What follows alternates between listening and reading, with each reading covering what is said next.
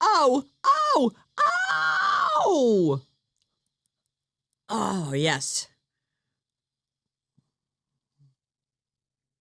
Oh, it's Friday. Alice, 97.3, Sarah Vinnie, Alice's morning show. All the hits. I know. I was reading this story about David Lee Roth this morning, and he's talking about, he just sold his catalog. I don't know how much he sold it for. He says it's the first time in his life he feels really rich. Like, I'm rich, bitch. Well, good for him. I know. He deserves it. He does. I think he's a shadow of himself now. Well, sure. But once you're a shadow, then you sell your catalog and you're like, look at me. I'm fully opaque. You can't see through me anymore. I want to go get on my private jet. Oh! He's such a character, I but know. he's one of those guys now that you see him preening on stage and go, what are you doing? What? Yeah, don't. Please stop. Don't. Just don't. If you can't do your midair splits anymore, Or sing. Well, What? I feel like he's perfect in Van Halen, perfect. But he's not really a great singer. He's a showman. You know? But I mean, I can't say. I was never there in the early days, but I assume he at one time could do a live show. Oh, and I'm sing sure. those songs. Yes, that must have been amazing. I'm sure. Wonder how much it cost to see Van Halen back in the day. Was it like $12, $15? Every now and then, I've had more than one friend or coworker in radio that has saved everything. Oh. And like this one person I'm thinking of, There are those people out there. They post ticket stubs all the time. $13.50. And you just go, wow. Plus a $2 service fee. You can't believe what I just paid to see Rush. They're What coming did it come in out October. to? I don't want to even say into a microphone. I'll just say it's worth humiliating. It's not humiliating. But I need to see them before they're done. Yeah. You should. You shouldn't feel bad about how much you're spending. Can you imagine how much I spent on my 8th row Taylor Swift ticket on resale? How much? I don't regret it 1 minute. Was it well over $1,000? I'm not going to say. It was. Oh. Okay. So it was. But I should say. Yes, you should say, How but she dare shouldn't you? say. No, the fee was $400. What? The fee What? was $400. It's so wrong. The fee. Yeah, my ticket doubled in price after the fees. It's It's disgusting. that Is what is- it is. it's wrong. Illegal. Yeah. Is what it is. It Actually, should It's actually unconstitutional right. or something. Someone should be in trouble. Somebody is. You have the constitutional right to be able to afford to go and see music. Freedom, Freedom. life, liberty, and live music, baby. But it is a show that I won't regret. So that you're right Yeah. in the sense that this is a band that I've loved since I'm a boy, and when they said we're done, I just went, you've been in radio your whole adult life, and you're gonna let that band retire without having seen them. Right. No, I'm not gonna. You did let. And when they announced they're coming back, I just went, okay, I have to go. Yeah. There's definitely bands that I wish I'd made the effort to see. That when you have the chance, and because you feel like you will continue to have the chance, and then Well, you that's Prince. suddenly don't. Yeah. That's who pops to mind. Mm-hmm. Yeah. Anyway, so did you watch your Survivor? I certainly did. I Did did you watch too. your Survivor? I did. I had Yeah. a really busy. I didn't get to bed. I didn't get near bed till after 8. Oh, God. We had to go get the missus a new phone because her fell on the ground and broke, yeah. and like the camera didn't work, and you can't have a. That's useless. And we had to go to the Apple store, and then we ate, and then we got back to the house, and I finished Survivor and was like, great show. Mm. What kind of horse? You know what was that about him and Emily? It was apparently complete horse poop. Yeah. She went after him. I don't even know what, was Yeah. he kidding? Is the internet kidding? Like, what?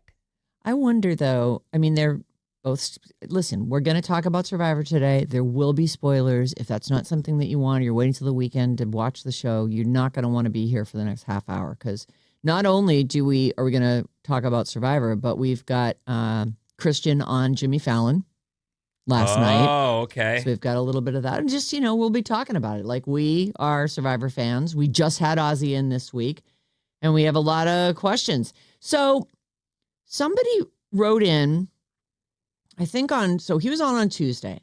On Wednesday, we're talking about it a little bit because we enjoyed the whole experience with him. He was great. And Bob was going to the viewing party, and we found out from a listener, somebody texted in and said, he's with Emily. And then we immediately were easily able to find pictures of them kissing on Survivor. Now, maybe that does happen. Maybe that's why he sort of pushed back against, oh, yeah, we've got a love child and everything. Is, I think he was just being dismissed. He's playing into it.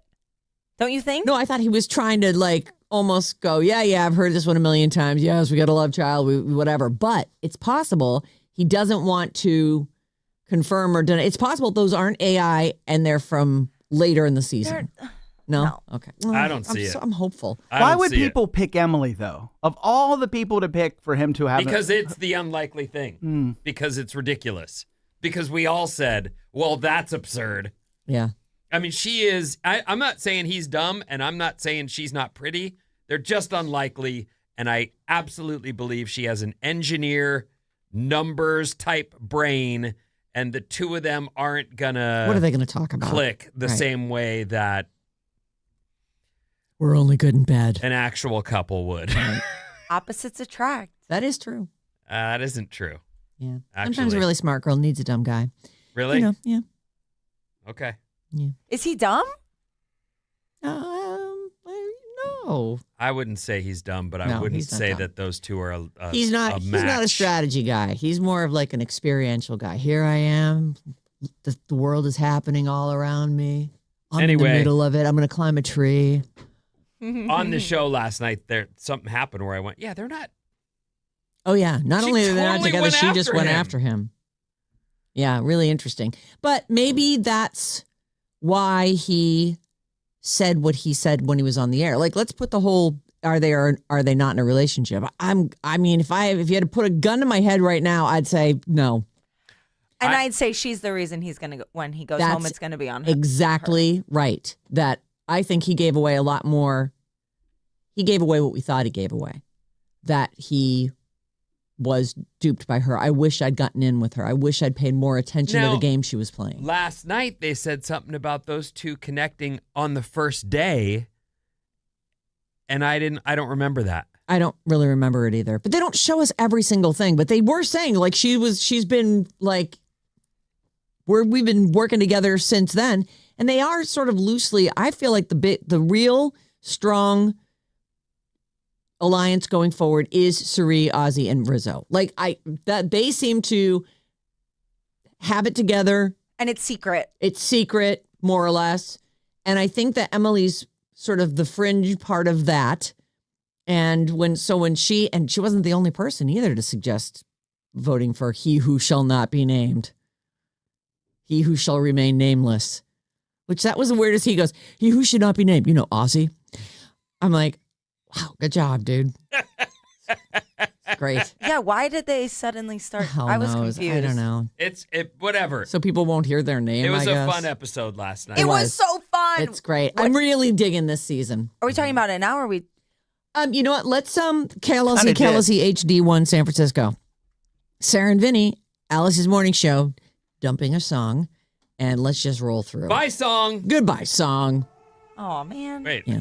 I was going to say, it's starting. What did you do? No. Okay. It's not starting. So yes, we're officially, and by the way, our phone number, also our text number, which is I'm sure how you're going to use it, 800-400-3697. Please weigh in with thoughts, feelings. I loved Jeff Probst doing the challenge. I was so nervous that you wouldn't like it, that you'd think it was cheesy or something. Because obviously being in the room with all the Survivor fans, everyone was freaking out and it was the coolest moment. And then I was like, oh, was it actually lame? And I just, I was caught up in the moment. It's not that it wasn't cheesy, because it was a little cheesy. Because even as he's talking about doing it, I'm thinking to myself, they should take this bet.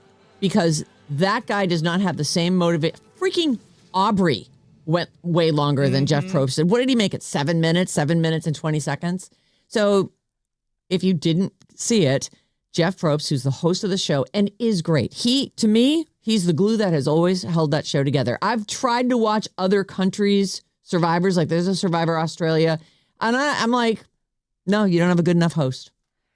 Like, to me, he asks the right questions. He's brilliant at tribal council, which, look, he's got producers. They write him his questions and they don't. Or maybe they don't. Or maybe they don't. He is a producer as well, right? Isn't he an exec producer on He's that? the showrunner. He's does not the a whole thing. dum-dum, and this is what I thought about that moment.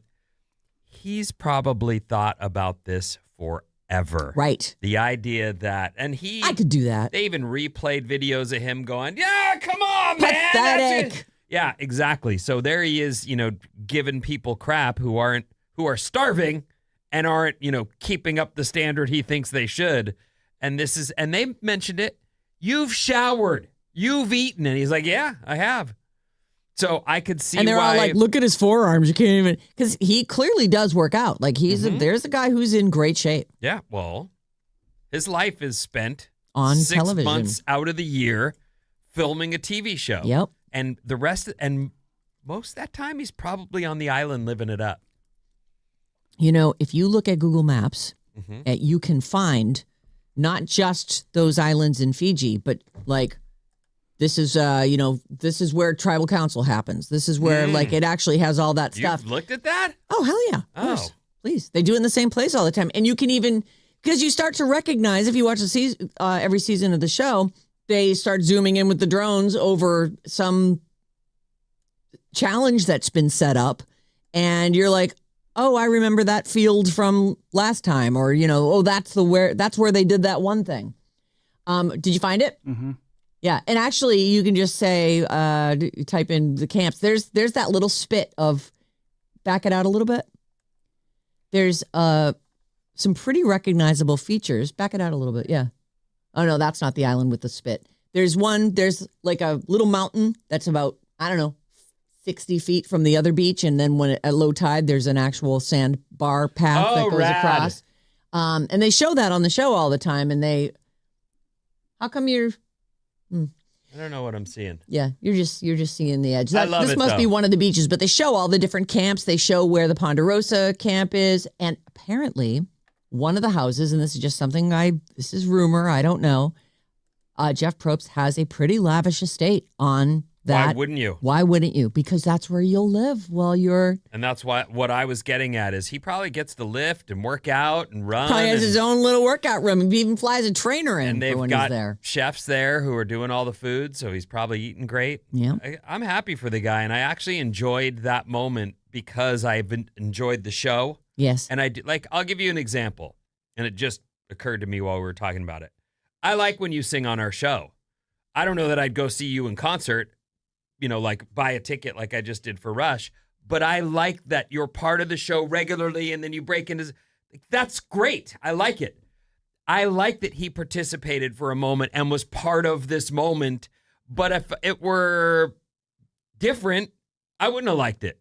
Like, let's say the new host came in and said, I'm going to participate with these guys. We'd be like, no. Yeah. That's gratuitous and not... I mean, he went 50 seasons before he did this. Right. And actually, I think that what you were just saying is sort of along the lines of what I was thinking as I watched it. It's like when you are hosting a live show, like we've made announcements for people, hey, and now here we go. It's Winterland, whatever. Here's the band. And the expectation from the audience is certainly not that we're going to perform. But there's a part of you that goes, God, I love jamming. I love singing. I love making music. I love playing guitar, whatever it is. And I feel like, has done it so long that he's earned his right to settle it in his mind. Could I do this? Could I beat these people? I agree. And I also think that's what I was getting at. I would love to see you perform at Winterland, but I don't know. You know what I mean? Like in the context of that show, but I don't want to go watch the Jeff Probst show. Right. No. Like, Totally. I don't want to watch him compete with people. Did he try and have a talk show? He for had a a minute? talk show.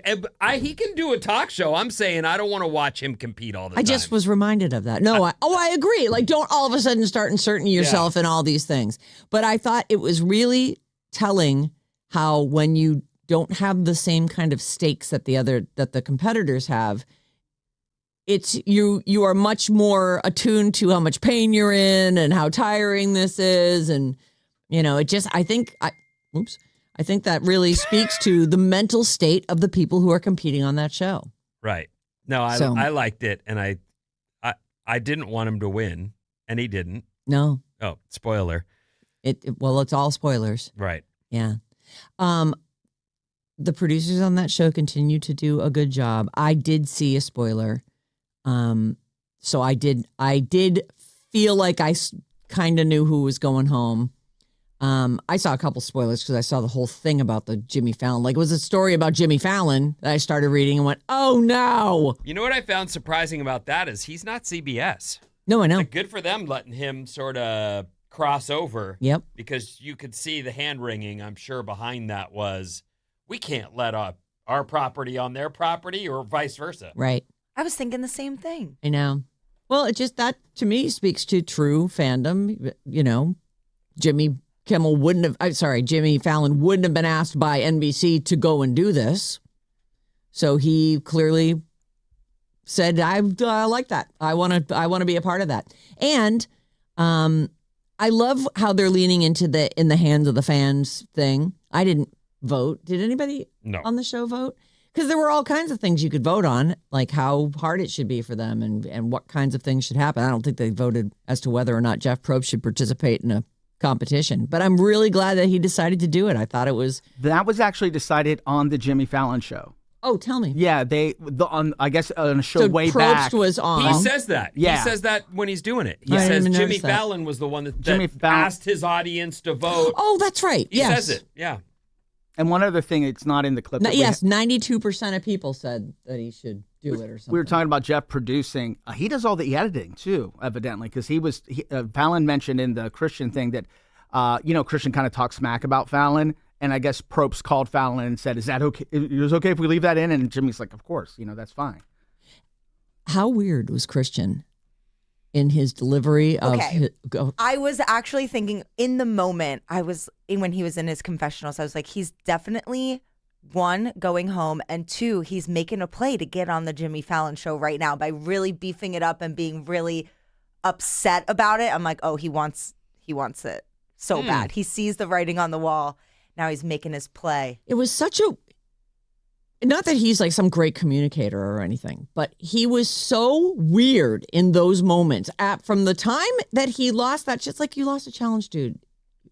It's okay. Him crouched on the ground going, see, even smart people can feel like idiots. Even really smart people can feel like a fool. I'm like, okay, dude. Stop talking. Take it easy. Just relax. He was really upset. You lost a thing. And it was so over the top reading the thing. I was like, more. It was like, just read it, man. You don't need to. I know. You don't need to do all the, hand signals and the interpretive dance to it. I like it. I'm here for all of Christian. When he made that weird speech, I like when he's done and there's like a silent, there's a pause for a second and Jeff Probst goes like, okay. Or great. Or whatever one word like, okay. So we have, apparently last night was the night that Christian went on Jimmy Fallon, which makes sense because he was kicked off Wednesday's show. By Jimmy Fallon. By Jimmy Fallon, basically. Which I think it might have been going to be him anyway. Like, there was enough talk about that even with this extra vote. If you knew that you had to vote for yourself, wouldn't you say to Jonathan, the guy who wound up getting this guy's shot in the dark cube, wouldn't you be like, I'm sorry, but I don't want to vote for myself. I don't want to put my vote in the urn, and I'm going to play my... He said on the show that he couldn't play it because he had to vote. Like, that was it. He had no option. He had no option. He had to vote for himself. He couldn't just back out. Correct. Oh.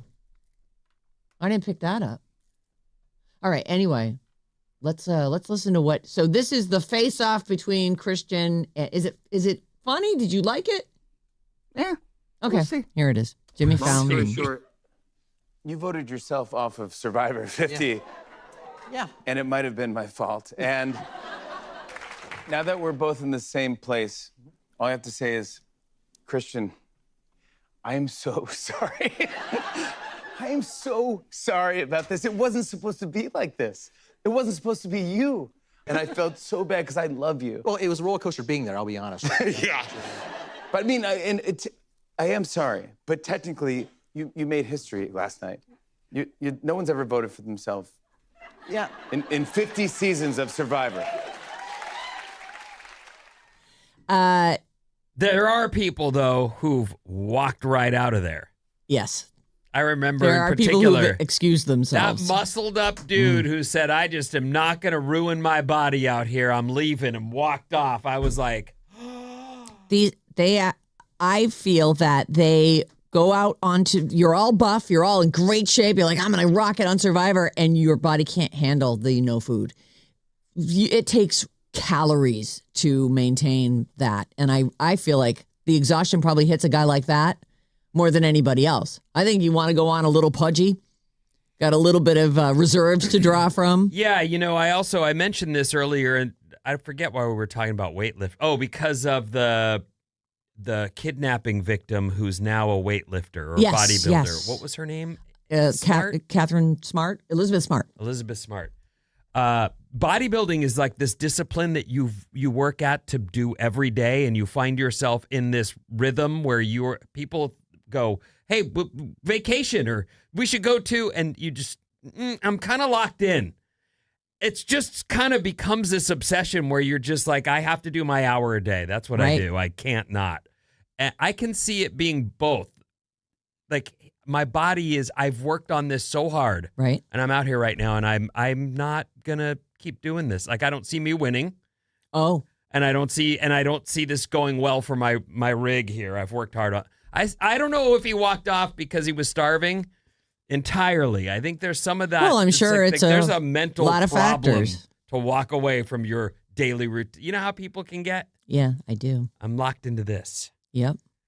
We do that. Yeah, I'm not. I mean, Not with bodybuilding, but it's not about bodybuilding, but it is about I'm sorry, but I'm going to be in bed at 6:30. Right. It's really going to take a lot for you to convince me otherwise. We got some text rolling in if you want. All right, some. yeah, Okay. let's do it. Let's see here. 707. I didn't love Jimmy Fallon twist forcing Christian to not only vote for himself, but have to reveal it to everyone so he couldn't pretend that he won some kind of advantage. But that was just what they had come up with for that. I mean, it could have been anybody who was out there. So it was. I mean, rock, those paper, things scissors. Yeah, those things are fair in that this is pre-planned. Whoever gets this, I did really think, dude, it's those friggin' easy puzzles. Lay the thing out.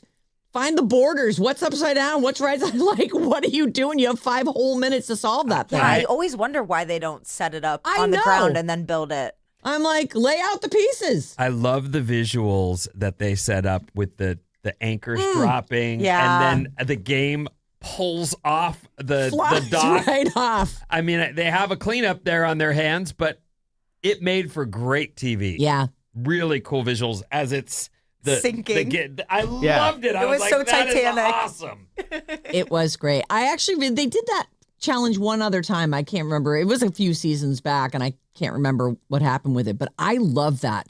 Like, what happens is there's all this rope coiled up. There's 5 circles of rope. They look like they remind me of pancake tape that we used to use in the olden days on reel-to-reel machines. So there are these 5 rolls of rope, and then he throws the first anchor off, and as it sinks, it pulls all that rope off. It takes a certain amount of time for this thing to sink to the bottom, probably about a minute per, and then it triggers the next one, and the next anchor falls down. And so it like that is, and of course they're playing, da da da da da da, music to make you feel tense.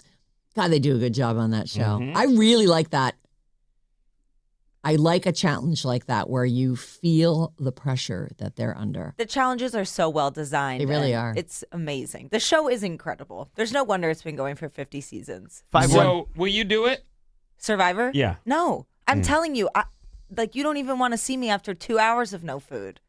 All right. I have. It's not pretty. I love when they eat on that show, though, when they actually get to, when you're watching them I'm like, take smaller bites. Oh, you're going to be in trouble later. Well, But even with the copious amount of rice that each one of them got, and just like the steam coming off it. I'm like, oh, that rice. John, make some rice right now. Let's just eat a bowl of rice. You know, we walk around going we're famished or we're starving, and no, they're famished. Yes. And they're starving. I'm Yes. sorry, Maddie. Go ahead. I'm sorry, 510, Emily and the rice. If you look, Cerie's lashes are falling off. I didn't notice that, but it's amazing they stayed on this long. You know, what is going on with her lashes? Like, I thought they were fake. well, they're definitely fake. Right. But then someone, I think it was you maybe, said, well, there are things they can do that will make They them a kind little of more permanent. glue them. Christina, while we were driving home from the Apple store last night, we were talking about Survivor because I was about to run in and finish the episode. And she says, I don't understand the close-up shots of Cerise. She is, not only are the lashes an issue, but she's got some long, wiry White hairs catching the light. And I was like, I have not seen that. Oh, you haven't? And she goes, why won't anyone tell her? Like, What could she do, though? well, pull them out. There's a whole bunch of them. I don't know. I haven't noticed them, but she did. We ladies do get And beards it's as not we get older. usually her MO to be catty like that, but she was like, oh, the beard this lady's growing. And Yeah, I was like, it's a huge bummer. Like, I feel for Cerie because not only, and she's black, so they are stark white and they stand out and they're up kind of on her cheekbone back toward her hairline, and then there's a cluster of them. oh, so down you've seen lower. it too. Oh, yeah. Huh. But I feel like, well, what are you going to do? You're out on an island? Well, you left your shaving kit at home? You want people to pull those for you, Well, right? you do. I wonder, actually, I have a bunch of hair that I pluck off my, like, We all do. yes. And I'm always feeling for it. Got one right here on my chin and some here on the sides. And I pluck them. And I feel like if I shaved them, it would be a bigger problem because now you'd have like a stubble thing going on. So I wait till they get long enough and I pull them out and my eyes are watering. And I don't see. I'm going to try and look next time because I haven't seen it yet. yeah, you can't really miss it. Really? Yeah. Have you seen it? No. Yeah, I haven't seen it. Yeah, it stands out. Once you see it, you won't be able to unsee it. Okay. It stands out pretty starkly. Think we might have an answer on the Emily thing. Oh. 623 said, Emily just got married last year. No way that was real. Chat in SF. I looked up, and according to the internets, she did get married last year to her longtime partner, Eric, in January 2025. Yeah, I don't get Oh. what He must be happened to really us there, bummed but that there's. that's- Well, we got gotten again because you can't believe anything on the internet anymore. so weird, but okay. A texter texted in. We took it as fact. Maddie found an AI We photo. Bada immediately bing, bada found boom. photos, right? I know. Used to be in the old days, someone would text in something. We'd be like, we can confirm that. Let's Texter. Google it. And then we would find actual hard evidence, or we'd go, we're not going to say anything about that until somebody AIs up a picture for us. Oh, my God. You can't trust anything. 415, there are rules on what you can and can't do when doing the puzzles. You can't lay it out. That is... What? Okay, that makes sense It does make sense. because they never do. They should even when they have say all the you time in the can't- world. I know. Which makes me feel like they must give you the puzzle in some kind of order. If you can't lay it out, it must be the top pieces are the first ones you're going to need. Otherwise, you'd have to lay it out just to get those things. I guess you Off the can't. pile. I don't know. Okay. Well, listen, Survivor, it's a hard game with lots of rules, and Christian got bit, which is too bad for Christian. I didn't dislike Christian. I felt like he was pretty flip-floppy though. Like he turned on Mike White. Oh, yeah. I wish Mike was on for longer. I know. I'm sure he does too. Yeah. Although maybe he's like, well, I guess I'll go back to the lap of luxury in my Hollywood mansion. Oh, and by the way, we're filming in France. I don't disagree with that part, except But he that loves it. he went back out there. Like he left the lap of luxury on purpose to go play this game again. Yeah. You know, he wasn't shipwrecked. No, he wasn't. It was optional. He could have said no.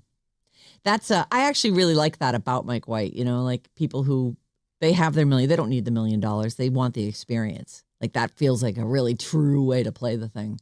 Well, and I think one of the things they did with Sari, which, okay, it's promoting the game itself. But that when she said, I need to I like being out here. It reminds me that I can do hard things or whatever It's like a reset for her. I kind of get that. Like, yeah. we don't get, I talked about this with my surfing. Most of us don't get a challenge on any kind of daily basis where we're at risk, real risk. Put to the test. Yeah, where we're really testing ourselves against nature or against others. Most of us don't have that. No. At best, we might do that. You might even try to actively avoid that. On the daily game at the end of the show where, somebody gets on a roll guessing and the rest of us look like donkeys. But, I got a good one for you today. Actually, 2 games for you today. Great. All right. Survivor. It's good. So, hearing that Emily's married, although it would be the first marriage that failed in a year. However, it's seeming more and more like. Oh, I was watching the show last night and went, that is all horse you know what. I'm over it. Because entirely. Just the way that she's like, look, I think it should be Aussie. Yeah. It's like they're not even, there's no winks. There's no. Right. No, right. There's nothing. There was no chemistry between them. He's oblivious to her. She's oblivious to him. In fact, if anything, she's just like, I don't like him. Let's get rid of him. Mm-hmm. He's dangerous. This might be our chance. All right, Vinny, what's coming up in the news? Garlic. Oh, I love garlic. Nudity. That and too. more. All right.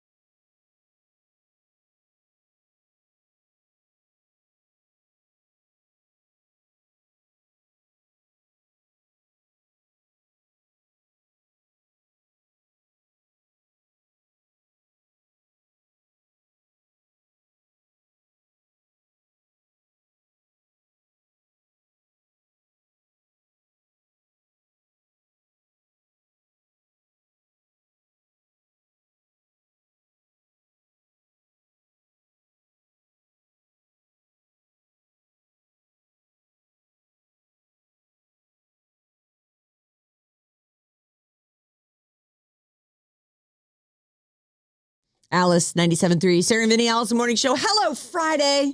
Looking good. Coming up at 7, we're going to solve some problems with our bad advice. You can send your own problems over here. We love them. We eat them right up. badadvice973@gmail.com. How do you solve the Vrabel-Rossini problem? Could you possibly I could solve tackle that. that? Yeah, You could, sure, huh? of We were just course, talking right. about it off the air and looking up Oh, my details. God, and it's I know. like, It's that just- thing is a mess. It is a mess. There's a lot of fun details that we were talking about. Fun for us, not so fun for him. A story for later. What's up, everyone? This House Report is brought to you by Fremont Bank.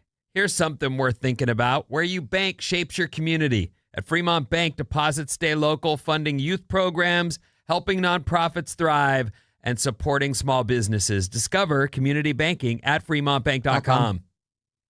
Thanks, Fremont Bank. Thanks for being a supporter of the Sarah and Vinnie Show for all these years. Yeah, exactly Long right. time sponsor. Okay, morning clouds. There'll be some clearing later, and the highs are between the mid-60s to peaking out at about 70. So not a perfect summer day. Yesterday was freaking beautiful. It a felt nice day. so Mhm. good. My spirits were so lifted. It is nice. I agree. The draft continues today, and yesterday the Las Vegas Raiders got their QB.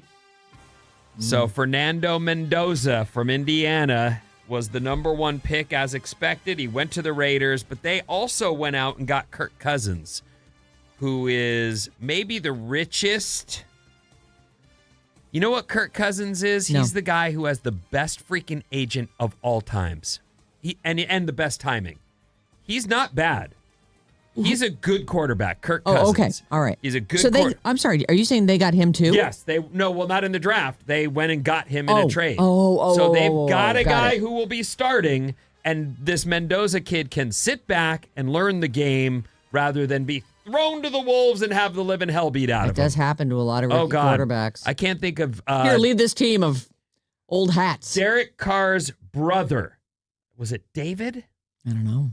I don't know which one of them. It played for the Texans. Got the living crap beat out of him for 4 years, and he's out of the league. Like, that's how that went for him. Early draft pick, gets beat up every year, year over year, and then he's done. That was David. David, yeah. That's terrible. So in this situation, Kirk Cousins can go in. He's a good player, but somehow... And has some experience. Like, I think I saw a stat where he might be the second highest all-time paid player in the league. Never won the Super Bowl. He's not Tom Brady for sure, but he just keeps getting great deals because quarterbacks are in demand and his agent works it. So once again, You need Kirk Cousins' agent yes, if you're a football player. yes, you do. If you can get that guy, Yeah. he seems He's like, to. I'm so busy, and plus I make all the money off this Off other of guy this here. other Yeah. guy, right? It's good. Anyway, so there's the draft will continue today, and the Niners, they didn't even get anybody. They backed out or got one person way at the end. Oh, Nothing really to talk about for us. If you want more on the draft, though, the boys down the hall would love to have you. sure, that's what they're talking about. 95.7 is the number. 95-7 the game. Okay. There's all Talking that. to Shasky about the draft this morning. You were? As I was backing away. Like, I've got to go on the air. I need to. Did you tell them all your detailed info that you learned at home from John about the... I didn't. You can't get a word in edgewise with him. Oh, I was that's true. just edging away. Shasky, he's so great. I never heard this before. This is a quick fast fact for you. Eating a high amount of garlic, 12 grams or more, can make men's body odor, like armpit sweat, smell more attractive and less intense Oh, and not garlicky. I don't believe that. I find that hard to believe as well. In fact, there was someone, I don't mean this to sound, but someone we used to work with had a night of garlic-infused food and came in here and smelled terrible. Yes. I can't take it. You need to be that away. person also would have had a bunch of drinks. Oh, and I don't actually know. feel like when you drink, what you've eaten really comes out of you a lot more. I didn't even think of that. Yeah. I just remember it being like, oh, dude. I know. Yikes. Woof. The thing about garlic is I Love it. I love it it's too. delicious. But if possible, I leave it out of everything I cook because it's just, I feel like I wear it for days. Like and even if you don't smell it on me, I feel like it's in my, like it gets into the fibers of my mouth, the tissues of my mouth. You feel have like an aftertaste yes. that lasts days? Yes. Ah. I just have that garlicky. Well, Sometimes if I'm sitting around a table and there's some delicious garlicky thing, I'm like, okay, literally everyone has to eat this. Or I'm going to feel like I'm just breathing it across the room. I love when they roast those cloves and then you take that like a almost a buttery textured clove of garlic and spread it onto bread. That isn't the same as eating like a raw garlic. Like that, supposedly, you taste like garlic, but it doesn't live on you like garlic does. But yes, that is so good. Beyond delicious. Yeah. Well, 12 grams or more, guys, can make your body odor like armpit sweat smell more attractive and less intense and not garlicky. And how long do I have to eat the 12 grams? I don't know. Because that seems like a lot of garlic. I don't know how many cloves. How much does a clove of garlic weigh? I don't know. Does it weigh 3 grams? I have no. Are we eating half a bulb of Why yolk? are you? These are the kind of fast facts you seem to have in your head randomly at times. So 12 grams of whole cloves is approximately 2 to 3 tablespoons. Oh, Jesus. That's a lot of garlic. That is. I would just and try it's daily? Hey, guys, try deodorant. Yeah. Shower. Yeah, shower. And deodeo. Mm-hmm. And I have to tell my kids, you use the soap in your pits.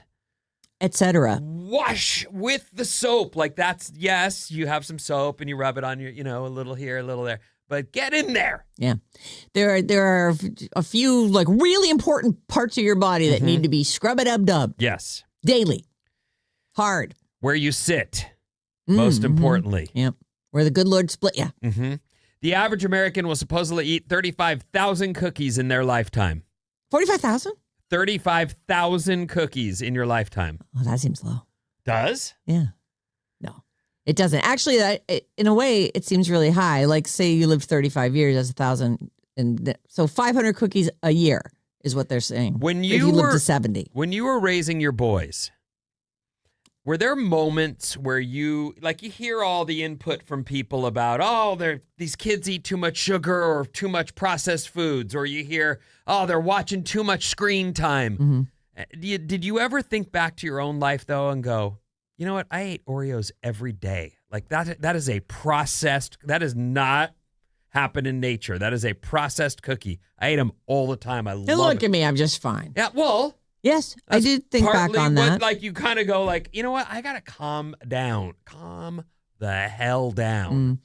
Though, my kids, I think, are the last generation that didn't start the first 10 years of their life with phones available to them. Like, okay. My kid was, I want to say, you came back in 2008, and I want to say it was at least another year before I actually got an iPhone. Didn't we do it? We did an Apple sponsorship together. Their thing right away. We had to I had to turn in my BlackBerry. Well, I didn't turn it in, but we needed to use the iPhone, and there went my BlackBerry. Right. And so I think that was when I first got one, and it was a couple years after that they ever got anything that resembled that. And it was, they just didn't. I didn't care if they sat and watched a movie while I was making dinner. That was fine. They had been at school. They'd been running around. They have toys. They were, I feel like, and actually, I guess this is Bob's generation too. Like, you guys are the last ones who didn't grow up 100% with portable screens and everything at your fingertips at all times. And no other generation will. You're born today, everybody's got a phone. It just wasn't that long ago. Mm-hmm. Go ahead. No, I was just gonna say it's interesting to have seen the progression happen in real time. I remember the first time I told my mom, "Why don't we just Google it?" She's pulling out the encyclopedia. I'm like, "Why would we do that?" That could be out of date. That's 3 years ago's edition. Oh, if you're lucky. I know those things got passed down. Well, I mean it's a set of encyclopedias. It's the World Book of Knowledge. From 1975. Or earlier. The Encyclopedia Britannica is like your parents bought those because they thought they were being good parents for you. Like, well, you're going to need these for your book. Well, I'd sit around and read it was super fun. Let's look up volcanoes. Grab the V volume. I remember teachers were really pushing against it too. When we would do research papers Googling? or whatever, it was like sources. It was like you can use 2 internet sources, but the majority have to be From book the sources. library, right? We want you to be able to use the library. It's really important you understand the Dewey Decimal System. And now Maddie's like, this kid didn't even put pen to paper at all. Like, No. they cheated the whole thing. All Yeah. of them. They all do it. They told AI what they wanted, and this was the result. If you don't know, Maddie's a professor at a college, and he's seeing it in real time. The whole, whatever guy, write me a paper on. I'm done. 1 minute later, here you go, sir. Why are Print. these 2 papers from 2 sims exactly the same or about the same? Right. Yeah. Well, because it was the first link to click on. And we all clicked on the first link. Why would we go any further than that? It's right there. Sarah, you're a smart guy. Am I? Yeah, very, I think. What is the difference between a naturalist and a naturist? I think is one a nudist and one is John Muir. But I don't know which one is which. Naturalist, I'll bet you. Say them again. Naturist. Naturalist and naturist. I'll bet John Muir is a naturalist. You are. Yay! I'm smart See how today. smart. There's an event next month in the UK called Cumbria Nature Festival. And the website says it's for like-minded people to explore, share, and celebrate incredible wildlife and environmental biodiversity, which I think, not to take us to the dating game or anything, but like that's a place where when we talk about the dating apps suck and it's awful, here's where you could go meet someone who likes Like-minded. what you like. Yep. This is a great opportunity to, be out and see. There's a caveat here, isn't there? Well, no, in this case, they say here that unfortunately, they had to tell people that naturalists are not naturists, and this is not a nudist event. Oh, so it was actually a naturalist event. It's a naturalist event. and all the nudies showed up. People got it twisted and thought it might be another kind of like-minded people. You know, the ones with their Junk private hanging out? showing. Yeah. Yes, that's it. In the Post, a recent inquiry, they say, caused us to need to clarify that this is aimed at naturalists, not naturists. Look it up. It's a funny thing being naked. I like being naked. I think it's great. Yeah. This late in my life, I'm so much more at ease with my body, and of course, my kid lives in my backyard now, so my style is super cramped. But it's just sort of fun. It's like, it's like skinny dipping. Like skinny dipping, it feels great. Yeah, it is. But the need to be naked with other people is less. It doesn't. I don't feel that pull. Well, I'll walk around the house naked, or I'll be out in my backyard naked. I don't care. I don't want other people around. John is fine. John, I can fight him off. He's just wanting to get off from me. But these whole gatherings of nude people, I'll never understand it. Like a nudist colony. What's it about? Is it about boning? Is it about freedom? Like, what's it about? I think it's all that stuff, but I also think it's about being part of nature in the most natural state that you can. And also, look at that Okay. hot chick that's naked. Yeah. Like, I do None of the think- dudes are naked ever I do in any think of there's those. some of that there, which is, I also like naked ladies. I'll disagree. I think it's always the dudes that are naked and not the women so much. At least on the stuff I've seen and been around a little bit. The last episode of Neighbors that I told you about on HBO, it's a guy who likes to be, he goes to a nudist colony to try it out, and it's just nothing but dangling low junk everywhere. Ween. Bob, you go to Burning Man. Did you see an equal number of naked women to naked men? Because that is a place where people would be communing nude with nature. Definitely. I think at events where people were nude, it was more even. But if you're just seeing someone walking around naked, it's definitely going to be a dude. But Yeah. that's because I think the reason that nudists want to be naked is because of the freedom thing, and you want to take the sexuality out of your body. You want to feel free and comfortable in your own body. As one with nature. And in most circumstances, when only a few people are going to be naked, like at beta breakers, for example, it's not really the environment where a woman can comfortably be naked because she's going to be sexualized by most people. Every person there. Right. Yeah. Even the women will be like, whoa, she's hot. Or what are you thinking? Versus a naked dude, nobody's looking at that. We're actively looking away. I love the moat Yes. of space that's around the naked guy. It's at a good Beta strategy, Breakers. man. It's like everyone's all, you need 3 feet. But I On love all it. sides. I support being naked, especially at beta breakers. I think it's fun. Feel free. Have fun. So you'd run Would Beta you- Breakers naked? No, I wouldn't because of what I just said, but I wish that Would you ever go to a nudist colony where it's like we're just all going to be naked? It's not a sex thing. for my whole life or just to Yeah. visit. Just like for a vacation. Yeah, I would. I got naked at Burning Man. First chance I got. Go on. It was a camp that had a sauna, and then after you got out of the sauna, they had this gimmick where it was like a car wash. So they had like buffers, and then they had big blow dryers. Well, you and so are they're absolutely treating you like a scuzzy car. there, so that does sound So, like yeah. something you'd want to do. I went in the sauna, and then I got a little buff massage, and I got blown Was there down. a viewing area You where got everyone? what? You know those little those big buffers they use on cars, like the Yeah. yeah. You got to get buffed, and then you get blow dried. It was fun. It's liberating in a place where you're least likely to be judged. Although people, I'm People sure, still were judge, right, of sexualizing me. course. But what are you gonna do? Enjoy it. A naturalist is a person who studies, observes, and documents the natural world. A naturist is like a nudist, a person who practices non-sexual social nudity in private and in public, promoting harmony with nature. So there's a difference.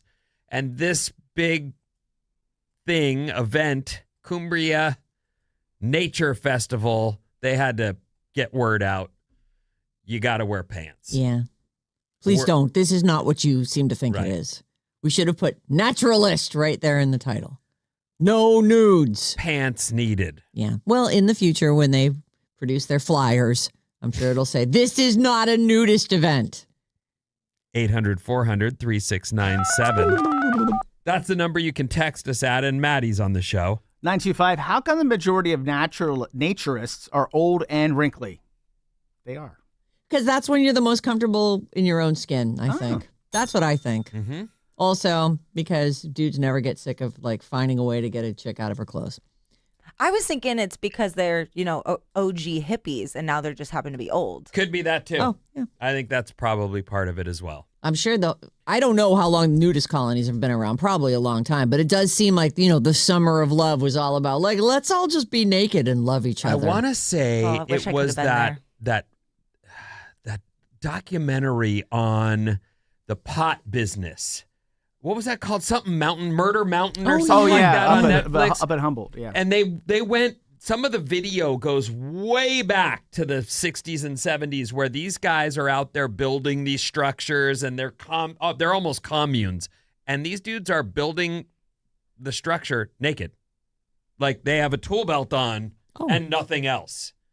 And you just go. That seems that might chafe. But I do think that's part of someone's lifestyle, maybe long term. Like The hippie person, they've been right? nude ever since. I'm over it. There are people who are super free with that. Like, people that you might come across who aren't even, they're wearing clothes, but just their whole attitude is very free love and go ahead and touch. And yeah. 415, guys, it's not just about being naked. Clearly, you've never been to the Orgy Dome. Am I right, Bob? She said she had issues at Burning Man. Well, it was so sad. My camp was, what do you guys call it? Kitty corner Caddy from corner. the Orgy Dome. Oh, you're right across from it. Right diagonal from it. But the storms the first couple of days were so bad it completely destroyed it, and it never reopened. Yeah. So you guys were sad because you were so close to what you had come there to do? Well, I was definitely going to go in and see what it was all about. Well, I'm very sorry that got ruined for you. I forgot you were there on the flooded week. When is that? coming up in September. It's coming up. I think it ends Labor Day weekend. Is Yeah. it the Are you going to do that before your wedding? No. Oh. Seems irresponsible. So Maybe next year When if has I'm that ever not stopped you? pregnant. Oh, my goodness. 510. Garlic keeps vampires away, but I'm still Team Edward. That's good. Another one on garlic. 510. I've worked in a hospital and one of the employees came to work smelling like garlic because he was told that it would help him sleep. He wasn't allowed back for 4 days. It was so bad. Joe Oh, from my. Montclair. Oh, goodness. Yeah. Huh. And then talking about those meetups for naked people, 415. Actually, they have a dating app that does the same thing. One of the most popular is called Meetup.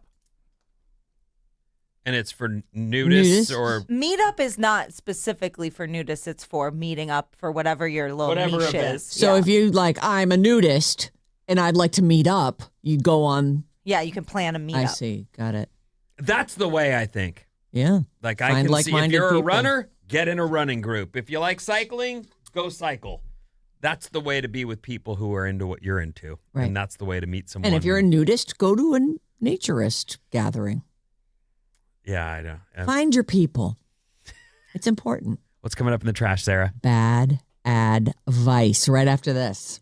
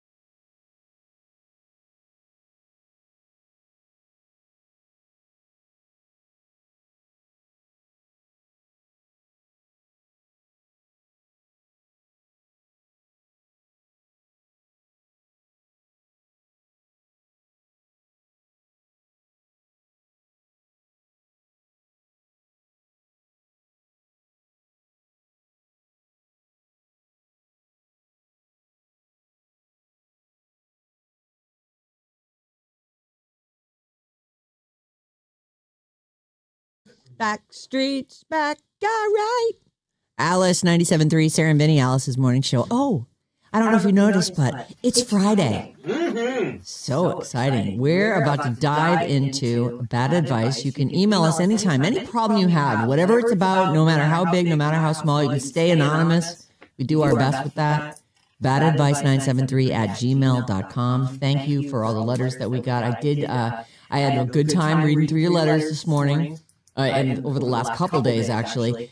There's some follow-up stuff and some comments on last week that I want to get to quickly as we can. So this is where we play a therapist on the radio and usually nail it. This is a follow-up on the anniversary bad advice. This is the, do they go away for a few days or do they build a shed? This was last week on the show. Well, we stayed home and built the shed.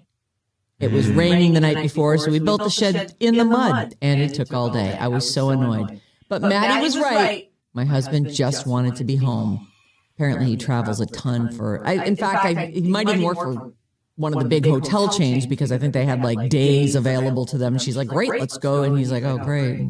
Go stay in a hotel. I get it. That I commute a lot, and I absolutely feel like when I get home and the missus goes, hey, road trip. I've already done that today. I do that all the time, every day, all week. I don't want to do miles in the car. She will, but it's just, but that's, you gotta do things for your partner, but you also sometimes gotta go, oh, I get that. You're in the car 4 hours a day. You don't want to get back in the car. Said he just wanted to be home. I can understand that. However, the shed was a huge pain to build, and I sang "You Make It Not Fun" in my head the whole time. Vinny was also right because he travels a lot. He had a ton on his to-do list at home. We got a ton done without the 4-year-old underfoot. The discussion was had, though, that we need to get away soon, so I'm hoping to get some us time soon. Thanks for all of the advice. It's true. There's 2 people to consider in that thing. And so there they are on their 10th anniversary. They stayed home and built a shed. I hope that he sees it all clearly and is able to go, yeah, I got to get you out of here, though. Like, you did for me. Now I'll do for you. Damn shed. Right. This is, these are a couple, actually, comments about the nose picker. That was the other one where all of a sudden, out of nowhere, the husband is picking and flicking So while gross. they're in bed. This first one is, because his habit developed recently, it could be a way of avoiding intimacy. Sorry, Vinny, this does happen with guys sometimes. She needs to withhold the lady boner about this and then see how he responds. That'll be very telling.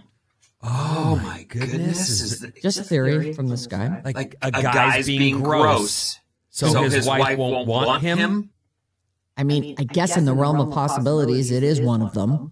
But it's it seems like a kind of an unconscious act that he's just fallen into the habit of. No, I do know there are a lot of guys who feel either there's pressure to perform so they don't want to have sex, or they've just after all these years they're just not into their partner in that way anymore. I've heard all the different stories, but going the booger route seems I haven't heard that one. Yeah, well, it is turning her off. So if that's the objective, it's working.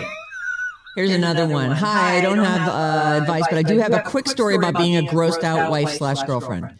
Before I married my husband, we were watching a movie and eating popcorn on our futon sofa. I looked over and he wiped his buttered fingers on the futon like it was a napkin.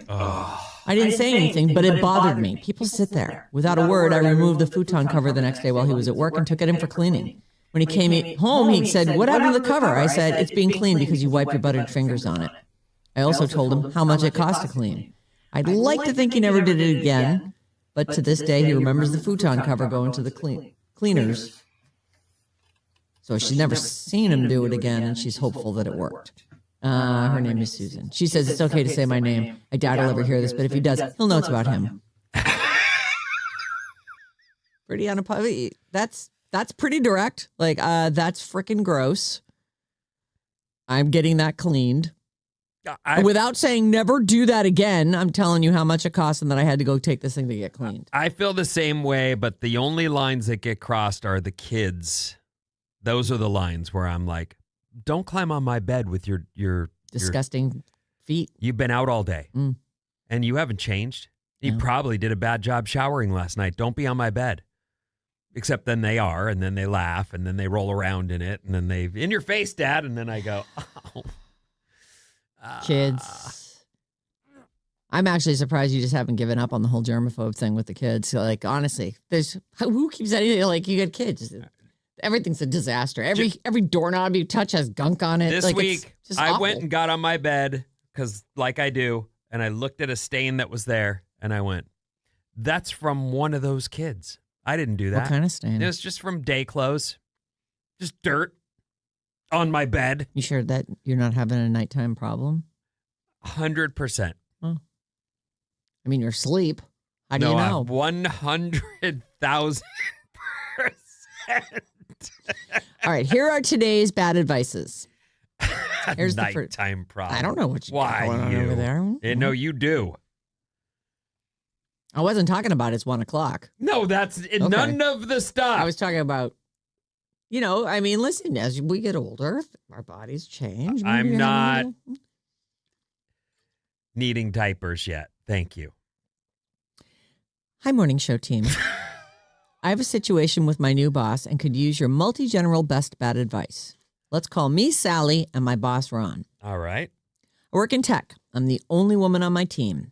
In just about every team meeting, Ron says things like, I shouldn't say that with Sally in the room, meaning he shouldn't curse. There is... Don't just listen to the whole thing There's first. so much of this. Like, my wife right now is like... Yeah, it's not just tech. It's the relationship between men and women and the world that we're living in these days, too, where the acknowledgement, it's like an apology to acknowledge. No offense. Exactly. Well, I'm completely offended, but thank you for saying that you didn't mean any. Okay, so here we go. I'm working tech. I'm the only woman on my team. In just about every team meeting, Ron says things like, oh, I shouldn't say that with Sally in the room, meaning he shouldn't curse, or let's stop talking about sports. Sally's getting mad. Now, mind you, he barely knows me and has no idea whether or not I like sports. I actually do.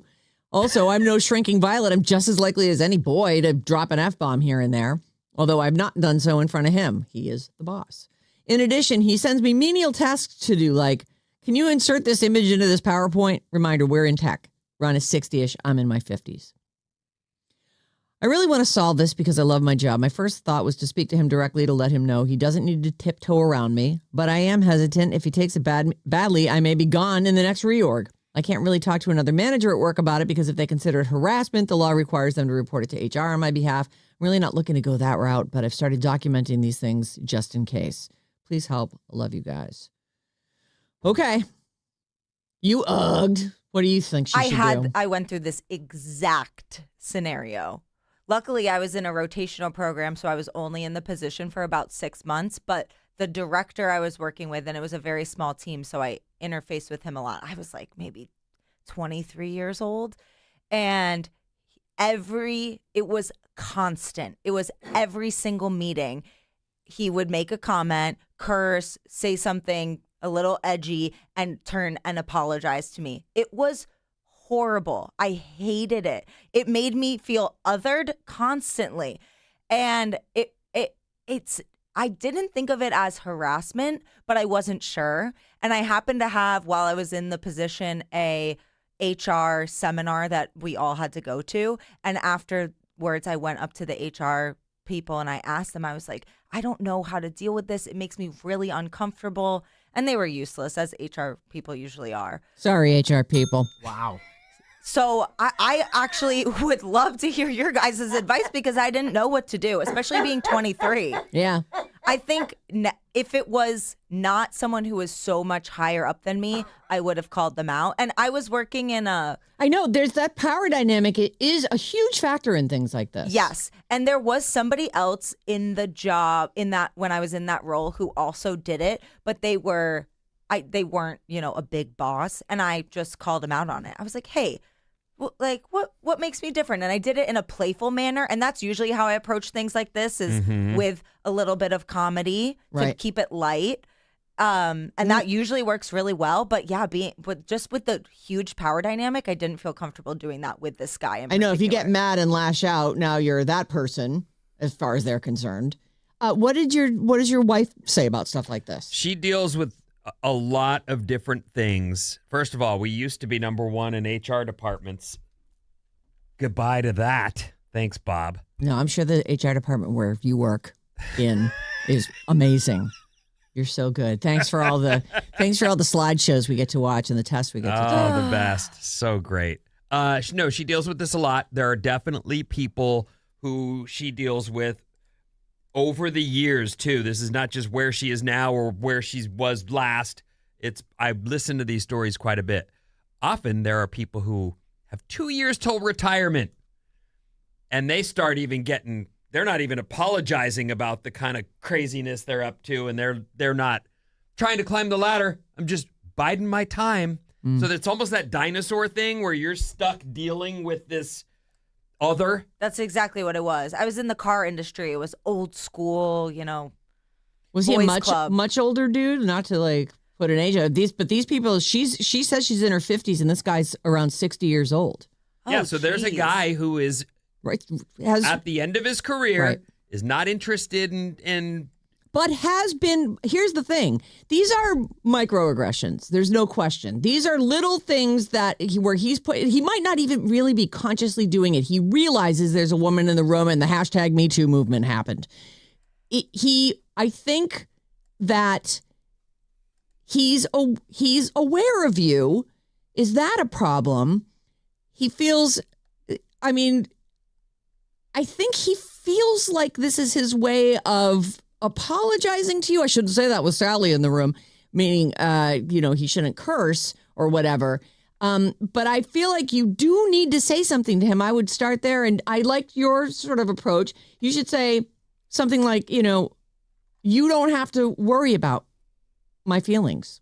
I'm in tech. I've been here all these years. Like, please stop singling me out with that stuff. I think that don't have to yell it at him. You don't have to just point it out. You don't have to do that. Please don't. Yeah, I like that. I do think he's saying, I'm an old dog and I'm not learning new tricks. And he is saying that the way he turns it around, because he wouldn't have said the thing in the first place, or he would have just brought the meeting back around to wherever he's going to go, or ignored the fact that he swore. Hey, a couple from the text line, 408. That is a form of gender harassment, and the first thing she should do is talk to him and tell him about those comments are inappropriate. And if he continues to do them, then you got to report it to HR.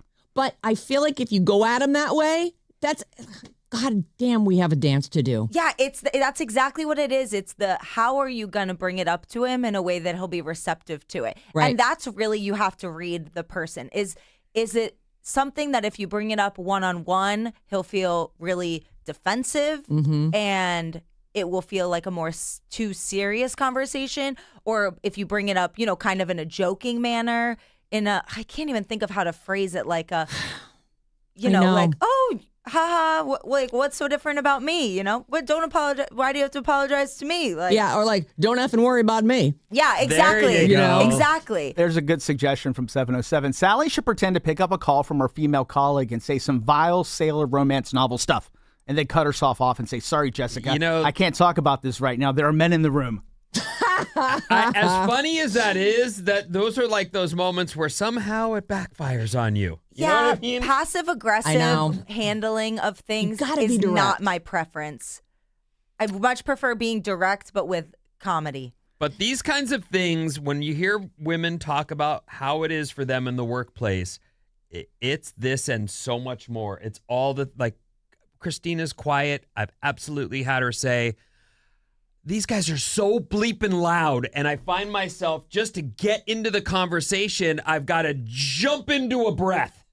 Like, someone stop, thank God for a breath, and then she can jump in and say, hold on,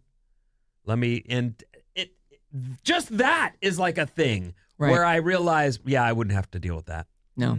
I wouldn't deal with that at all. And the thing is, I want to give the benefit of the doubt. I don't think this man that I worked with was necessarily evil, harasser. I wouldn't call them that, but I don't think they had ill intentions. It can really be cultural and just they're oblivious. Like, men are so stupid.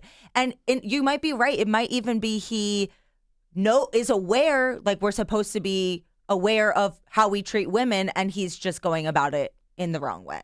510. Right. He's like apologizing for it right after he does it. Right. 510. Bob. I'm married to a wonderful HR person. I'm very offended by the useless comment. Many HR people do great at their jobs. That is true. Yes, but their job is to protect the company. It's not to protect you. Right. Yes. Here's another thing to consider in tech, which is here in the Bay Area and who we're talking to in a big way. The auto business, while it's international, is not even close to international the way that tech is.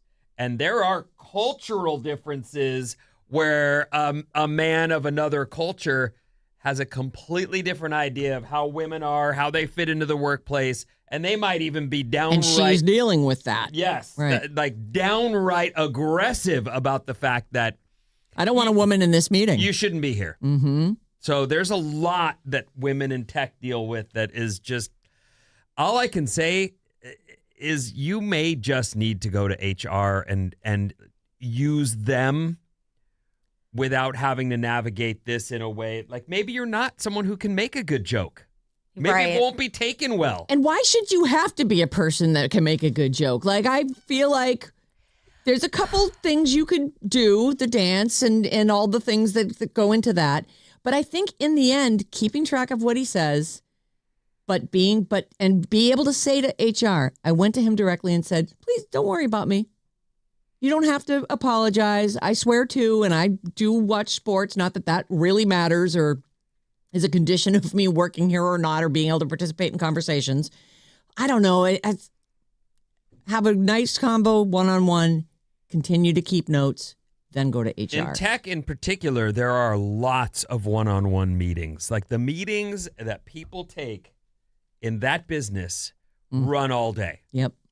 Like people have to block out time to actually do the work that they need to get done. And even then, someone will schedule a meeting in the blocked out meeting and be like, I had to, because we got to talk about. And this is the only time I had. Right. So it's a lot, but I would definitely use, you might even want to record the conversation to protect yourself. I think that and maybe I'm too nice, but I think it's kind of wrong to go to HR before at least having a conversation or having a comment with the person, because he might take it really well and be like, oh, wow, I thought I was being nice and I'm making you more uncomfortable. That's on me. Right. The guy does work in tech. Like this can't be, the reason he's apologizing and saying these things is because he's probably gotten bitten before. Maybe. And so just say, listen, you don't have to point me out or acknowledge me. I'm just another worker here like anybody else. I'm doing my job. If you've got a problem with the way I'm doing my job, now we can talk. But like, don't worry about that. Yeah. I love that. I love the way you said that. And then keep track and go to HR if you need to. Yes. You've had the conversation. You brought it up to him. Here's some of the incidents that happened. I'm having worries about this. What I hope you get from at least the part that I've contributed here is you are not alone. No. This is happening to women in business all the time. And I don't know the best way. It does sound like I like to be direct too. I'm not the most elegant person. I know. It's hard. So especially in the moment, like almost write down what you want to say. Here's what I specifically want to communicate to you. Yeah, I think so. Yeah. Because that is a difficult thing. If you're someone who's known for, elegance, I think you're going to be fine. If you're someone who's known to come off aggressive or rude. Yeah. That said, I would not email this to him. I would speak with him directly and just say what you think. But really make that a very concise, easy to understand statement. Ready for the next one? Yes. We're getting late here. Okay, I'm finally doing it after 20 years of listening. Dear Sarah, Vinnie, Bob, and Maddie, I actually have a need for bad advice. Me, I'm out of a longish marriage for over a year, one young child. I'm in my mid-40s. Her, one adult child, never married, happily single. No interest in having any more children or dating someone who does. We'll call her Linda. We met at work over a year ago. I was immediately attracted to her. Magnificent smile, hilarious sense of humor, unique approach to life. We quickly became work friends and then real friends. We started hanging out after work, getting dinner and drinks with other colleagues. About 6 months into being her friend, I tell her that I have a massive crush on her, and she hits me with oh, that's so sweet, but I don't want to mess up our friendship. Oof, point taken. Not what I was hoping for, but we move on. Months go by. We continue to be friends, getting closer, really enjoying each other's company. We end up spending most work nights nights/my kidless nights together. All the while, she continues to endorse not wanting to be in a relationship and being so happy to be alone. I'm sorry, are they doing it? They are not doing it at this point. But they're spending most nights together. They're hanging out, watching TV. I'm just reading you what he said. Months go by, we continue to be friends, getting closer, really enjoying each other's company. We end up spending most work nights/my kidless nights together. She continues to endorse not wanting to be in a relationship and being so happy to be alone. One night, we end up snuggling, and eventually things get hot and heavy. Except when I went to kiss her mouth, she turned her head. I was confused. She was definitely into what we were doing, so I just stuck with what we were doing. I tried one more time to kiss her that night, and she turned her head again. Since then, we've settled into a fun, occasional friends with benefits situation and continue to hang out practically daily. But when we do hook up, there's never kissing. I asked her about it, and she got defensive and said she doesn't have to kiss anyone if she's not in the mood or doesn't want to. She's single. She doesn't have any obligations to anyone. And of course, I agreed and respected her boundaries. It's been almost 6 months of this casual hooking up with no kissing. Then the other day, she gave me a really simple kiss. But boy, did it feel like every firework had gone off in my body. We've kissed like this a few times. There's never been tongue, but it's always so nice and never during sex. So here are my questions. Is this weird? I mean, I know it's different, but is it weird? Have you all ever heard of someone not wanting to kiss when they're hooking up with someone? 2. Is this ultimately her way of letting me know she's not that into me? So keeping the boundary keeps me from catching feelings. 3. How would you react in this situation? I've been dating a little bit, and yesterday you were on a date. I was on a date yesterday. A date today. What? I don't have a date today. I'm just going out to see the horses up and at the Pony Express and take my dog up and help. But him is with that a who you podcast. dated yesterday? No, that was a whole it's nother a different person. date Whole nother yesterday person. than who you're dating today. Yeah, Got but it. if you're wanting to date and wanting to meet somebody that wants to be with you, run away from her. She is just holding you back from actually getting a real relationship. She doesn't want one. No. If she wanted one, she'd kiss you and they would be on. You're just you're literally you're turning your chasing wheels. your tail. That's all you're doing. I've never experienced what we're talking about right now in my life. I mean, the first thing I thought of was, well, Julia Roberts doesn't want to kiss the people that she's working for. Yep. So In is Pretty that, Woman. Is that an emotional situation that we're talking about? Like this is how she keeps it from being emotional by not kissing? It may be about her and not you. Yeah. It's definitely about her. Although, I mean, maybe your breath is horrible. It could be. No, it's not that. Are you sure? I'm 100% sure. It's so clear what's happened. It's exactly what Maddie's saying. She doesn't want to be in a relationship, but she's into you. She loves hanging out with you. She wants you. And she is using this no kissing thing as this. Keeping the distance. We're not in a relationship. I can do whatever else I want. This farcical boundary that is going to keep you guys from falling for each other. And if you're enjoying yourself, and you're okay with it never being serious because it's not going to be. Not going to be. Don't be in the business of trying to convince someone to being in a relationship if they don't want to be. If you're having fun and you're comfortable with that, go for it. But if you are really into her and you want to be in a relationship, then you need to give her a ultimatum. Here's where he answers his own question. I love kissing and think about kissing Linda all the time. I'm totally okay not being in a relationship, but I also feel like I might be settling for less than I'm worth because I like this woman a lot and I don't want to not be around her. Ding, ding. I really enjoy being intimate with her and I don't want it to stop. What do you guys think? And so there it is. He knows. You know. You're right. If you want to find a relationship and maybe this guy is like, okay, I'll settle for this. But you are worth more than that. And this person that's manipulative. The whole thing. She's using you. And I bet if you cut it off, she might come around at that point. That's what I'm saying. She's getting everything out of the relationship she wants, but you're not getting everything you want. Yeah, you're the cow. She's not buying you. She's just milking you. Now, I definitely have had friends where they're in a hookup situation and it's just that. And you could also just not turn this spigot off. Like you're getting something from this. Not everything, but something. Do you want to go back to not having anything at all?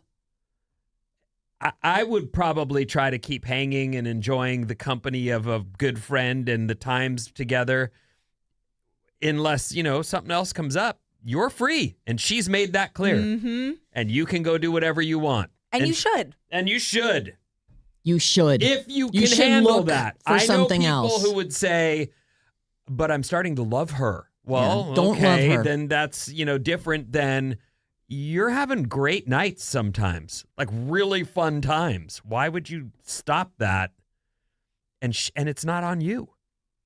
It's not on him. He's not the jerk. Right. So if we all agree that this is never going to turn into a full-blown relationship, continue to keep the spigot on and go look for another situation because you're fully allowed to. She's made it very clear that you're not an item. Yeah, maybe hang out with her half the nights and the other half go out on dates with people who want relationships. Oh, there you For go. the record, I can't imagine getting naked with someone and not kissing them. I just can't even. Yes. Have you ever gotten naked with someone and It not kissed starts them? with a No. kiss. Is it? What? Yeah. She thinks it's some boundary she's setting. Maybe she Well, saw it Pretty is. Woman too Yeah, many I guess times so. and She thinks feels that like she's she a can't hooker? kiss. I don't know. I don't know. Okay, so that's all we have time for. We actually did run late, which I'm completely fine with. I mean, it's Friday, for God's sake. We're having a good time. badadvice973@gmail.com. If we answered your letter, please, you can send us feedback. That's always welcome, whether this is your problem or not. I actually love to see what other people think that the answer to the question might be. Vinny, what do you got coming up? Pre-gaming, doobie weed, and more after these.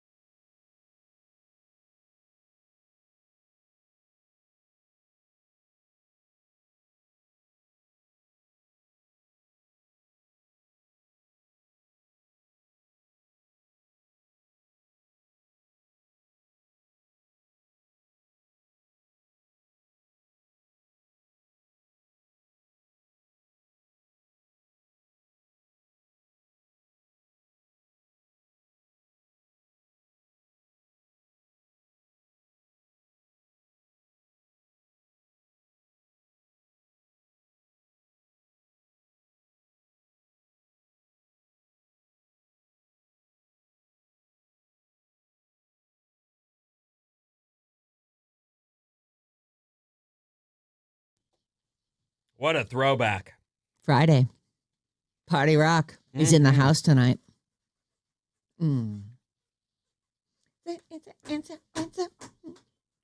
Put your hands up. It's Alice 97. You don't have to, you're not required. We're just, just party in your heart. Listen live, win contest, catch up on the full show. It's all happening at radioalice.com. What's up, everyone? This Alice Report is brought to you by the Saturday Morning Special. Want more of us? Yeah. We got I that. do. Oh, good. The Saturday Morning Special's back. Catch the best of the week every Saturday from 6 to 10 a.m. It's the Saturday Morning Special here on Alice. Meet you there. I will meet you there. Ozzy will be there. Oh, of course Ozzy will be. Is Bridge the Gap going to play? Yes. Oh, yeah. It's all the best stuff from this week. Great.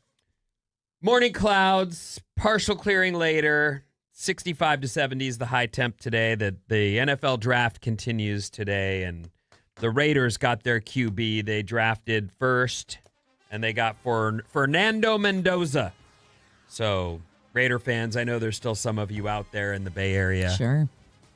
However hard it is to not have them here locally. It's an excuse to go to Vegas. There it is. There it is. So, okay, here we go. I'll begin with the government has reclassified marijuana. What does that mean? What does that mean? What's that mean? Cash me outside. It's 420 weeks, so I guess it still counts. You know how people have birthday weeks or birthday months? Birthday periods. A specified period of time where you're celebrating your birthday. That is not what I thought. I knew you guys wouldn't like that. Well, it's not that I always call the birthday period because it's funny to say. You having your birthday period? Great. The U.S. government just signed an order reclassifying doobie weed as a less dangerous drug. It's a major policy shift, but it doesn't mean that weed will be legal everywhere yet. It does appear that we're moving forward or towards that direction, though. Marijuana will be regulated differently, shifting medical marijuana from Schedule 1, reserved for drugs without medical use and with high potential for abuse, to less strictly regulated Schedule 3. Oh. All that stuff is the average person's Schedule what? Yeah, it's not going to affect us in states where it's already legal, legalized right? for Actually, that's true. recreational We already, this is already doesn't matter to But it's, Californians. that's going to matter to states where it isn't. That'll be a move toward it being nationally recognized as a legal recreational drug. One of the things I've read about as the pot business became legal was that there's still a black market for pot and it's cheaper. So there are people who would prefer to just get it at a lower price. Apparently, this reclassifying marijuana, cannabis businesses could receive major tax relief. These companies were previously blocked from normal business deductions. So now there's an easier path to profitability and investment. Oh. So that is a big difference because you hear people saying like, I can't even afford to be in this business. Right. Right. You hear them saying that between the competition from the black market and the business model, it's a problem. Just to ask you if also in this story they're talking about the whole psychedelic psilocybin thing. He also just signed an order lessening some of the restrictions on that, specifically with regard to former soldiers who have suffered from PTSD and people who have depression, that they've loosened the reins. I'm not sure if they've legalized it. I know, doesn't Oakland have a whole thing where magic mushrooms are... It's called the Church of the Magic Mushroom, and you can go there and get mushrooms. Because just in Oakland specifically, it's in right? Oakland specifically. But this was an executive order that Trump signed that was sort of loosening the reins. In fact, Joe Rogan was standing behind him, and I know he's been an advocate for this. Colorado is the only state where you can go into a dispensary and buy mushrooms. Oh, okay. Is that right? Uh-huh. I didn't realize that they had loosened the reins that much. It's one of those weird things that as a young man, I did that, and I look back on it and wish that it had been more regulated and more safe. Because in all honesty, the thing I took was a little piece of paper. I don't know who got it, where it was from, who made it. Right. There's no... Could have been arsenic. You have no idea. Anything. But I was a kid and reckless and went for it. Dove right in while in class.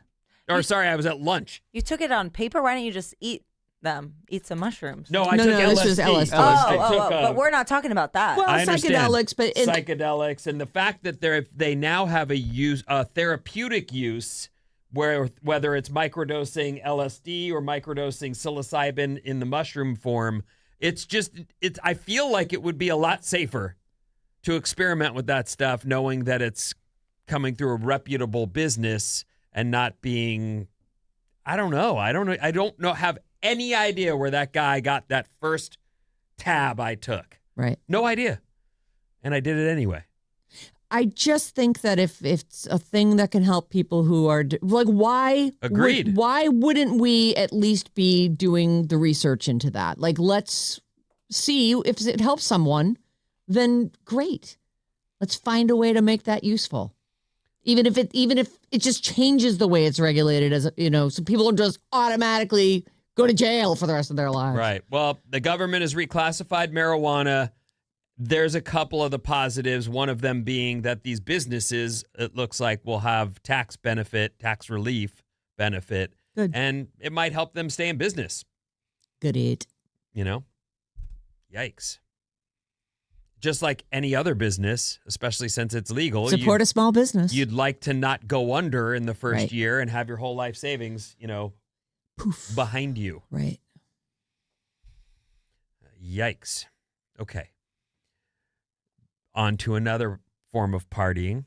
A new survey shows nearly 1 in 3 adults are having drinks at home before heading out because cocktails and beers at bars and concerts are so beyond expensive. Yeah. This is not surprising. Yeah. It's also not new that the pre-party happens, but now I think it is specific to not just I want to catch my buzz early, but also this will save me $50. One concert goer said she saw a single can of White Claw for $20 at a concert. I saw that and thought, I'm glad I had my drinks before I came. To be fair, it's a huge White Claw. It's a tall boy. But Oh. yeah. It's not like a 12-ounce can. I'm just saying. But Do you like White Claw? I actually drank them, and not just White Claw, but Truly, the whole seltzer thing for years. I was like, if only I had this in college, I wouldn't have gotten so fat off all that beer. Oh, goodness. But now they taste like I'm sick of them. Oh, you don't like them? Not anymore. Oh. In a pinch they'll do, but when you come over to my house, I'm going to mix you a good drink. Oh, I can't wait. I'm a good bartender. Even big liquor companies are noticing sales of mini bottles are up as people try to stretch out their dollars. And for some, skipping alcohol altogether has become alcohol. Drinking is down. The younger generation is not nearly as into it as, say, my generation was. Right. Gen X, I wasn't going to your party if you didn't have kegs. What would I go there for? You don't have anything fun. Right. Well, that's... Oh, are we going to play Parcheesi? I'm not doing that. And 4 kegs is better than 3. Yeah. And it didn't work out for you. No, but it didn't. The kids these days...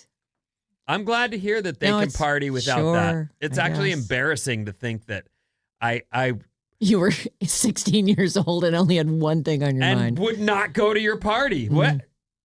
Your parents are going to be there? And there's no beer? I'm not going to that. What are you, crazy?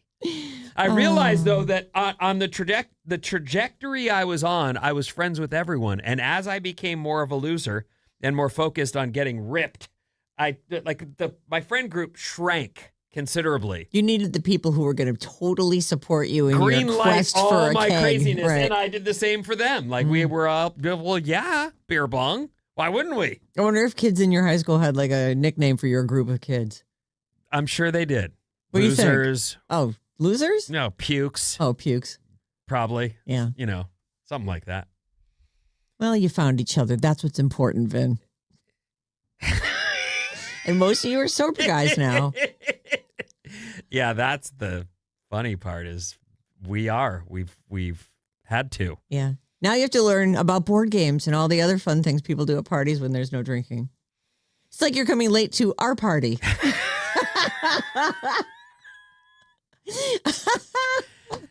about a fast fact? I love fast facts. You know that. There's a McBoat McDonald's location in Germany, which has a float through instead of a drive through. Oh my God. You paddle up to a dock, place your order, and it's brought out to you by the staff. McBoat. I love it. You do? Yeah. What town's it in? I don't have that. It's in Germany. Okay. I mean, it's a tiny country, And it's so in it's the not water. like there's... I mean, 800-400-3697. That's our number. And Maddie's on the show with your text.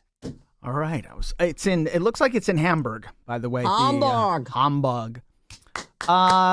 Let's see here. We got, I'll get a couple from this segment. We do have a couple from the last segment. Okay. 310, I miss LSD. Being a responsible adult sucks.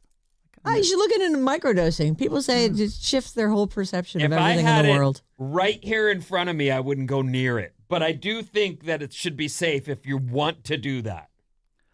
707, going back to the guy and the lady who won't kiss him. 707 says, I just got naked with someone early this morning and no kissing.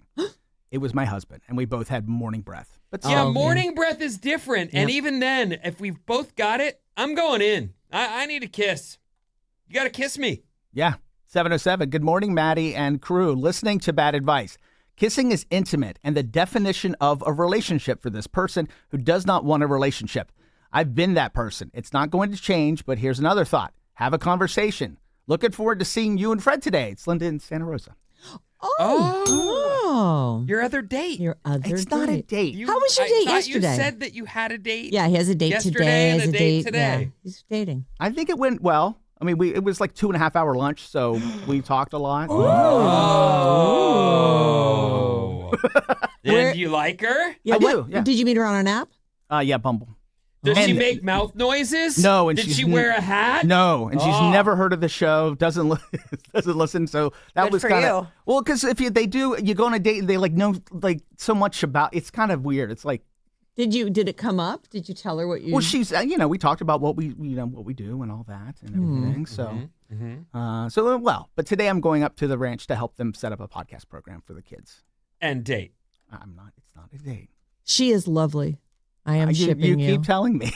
I really like her. She's a long time listener, and she's plus she's into horses, so I automatically like her slightly more than everybody else. I'm gonna ride today. I'm excited. That is exciting. Please take pictures. Yeah, of course. She's been inviting me to go up there forever. I never make it up there. Yeah. Well, it'd be good for Fred. He gets to run around the whole farm. Careful, he's gonna eat poop. The manure is my dog Bruno used to you had to drag him out of the poop pile. Oh, jeez. He loved it. Loved it. Not my little He'd Freddie. pick up a little muffin and be tossing it in the air, playing with it, playing with his food. Oh. So gross. I know. One more on the bad advice. Turn this around as if a woman said the same thing about a guy. No guy would not kiss you. That would never happen. Like if like if the woman was saying he won't kiss me. Yeah, I don't know. I'm sure that it matters more to some dudes than others, but this feels to me like a very pointed, specific thing she's doing to keep a barrier between them. And it's so weird. I said it very graphically off the air, and I realize I can't repeat that on the air, but you are connected deeply, and you're not going to kiss? One connection point at a time. We're going to take a quick break. When we come back, it's time to play a game.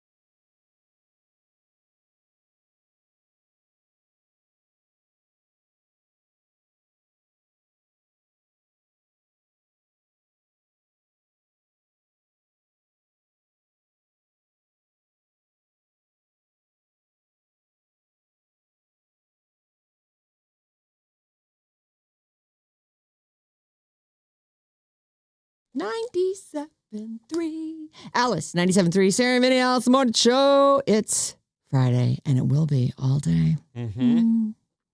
Very exciting. So good. So fun. You can stream Alice. Take us with you anywhere you go, especially on a Friday. We love to keep you company. Stream Alice on Odyssey, Audacy. That's our company. iHeartRadio or TuneIn, the TuneIn app. You can call or text us anytime, 800-400-3697. We love your input and your feedback, and you can email us if you want to go long form at sarahandvinny@odyssey.com. We're going to start with Spotify. Spotify is turning 20 years old. It's weird. You know, and I've said this before, but I was born in the 60s, in the 1900s, and I spent my whole life living for the year 2000. Like, it was always looming in the distance. At school, we did a calculation. How old will you turn in the year 2000? And then leading up to it for a couple years, it was all the Y2K, all the computers are going to crash and the world's going to end. Like, it was just a big deal. And now we're 26 years past it. Like, it's so hard to believe that. Also, it thudded, by the way. It was a giant thud. You were smart, though. You were in Hawaii over Y2K. Waiting to see if everything would turn off and stop. Stranded, right. I might as well be in Hawaii. Mm-hmm. So, yeah, it was a thud, but it was also, like anticlimactic. Because it just another day. Just another year, just another day. But it's hard to believe that 2006 was 20 years ago. Like, I'm with you on that. It's a very strange thing, Tom. But all of it is, what I have noticed, if we're talking about time, is that now that I have kids, the passage is sped up. I feel like it's going by, and I will look at my kid and go, it's the fast forward button. You just got taller overnight. No, Dad, that was from, the year that went by that went by like this. And the days are like forever. Like, oh my God, I can't do one more tea party with you. And then you look up again and they're in high school. Like, what just happened? Right now. It's crazy. Yesterday. Yes. My daughter got something put in her hair as we were leaving right before we left for gymnastics, which I take her to. The missus put space buns on her. Oh, cute. You know what space buns are? Are they the two? They're the Princess Leia. Yeah. But they've taken Leia. In braids?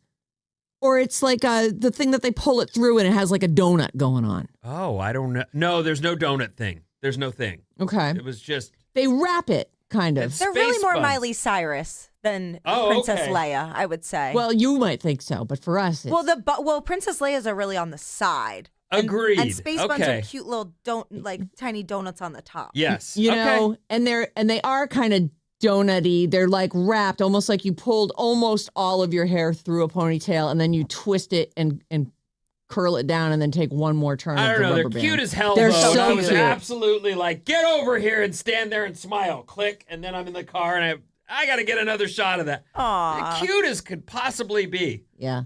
They really are. We're looking at some pictures of them right now. She's growing fast, and that's how I'm living. I get it. Time is flying. What's your story? So the story is that Spotify is 20 years old now, right. Which is actually interesting.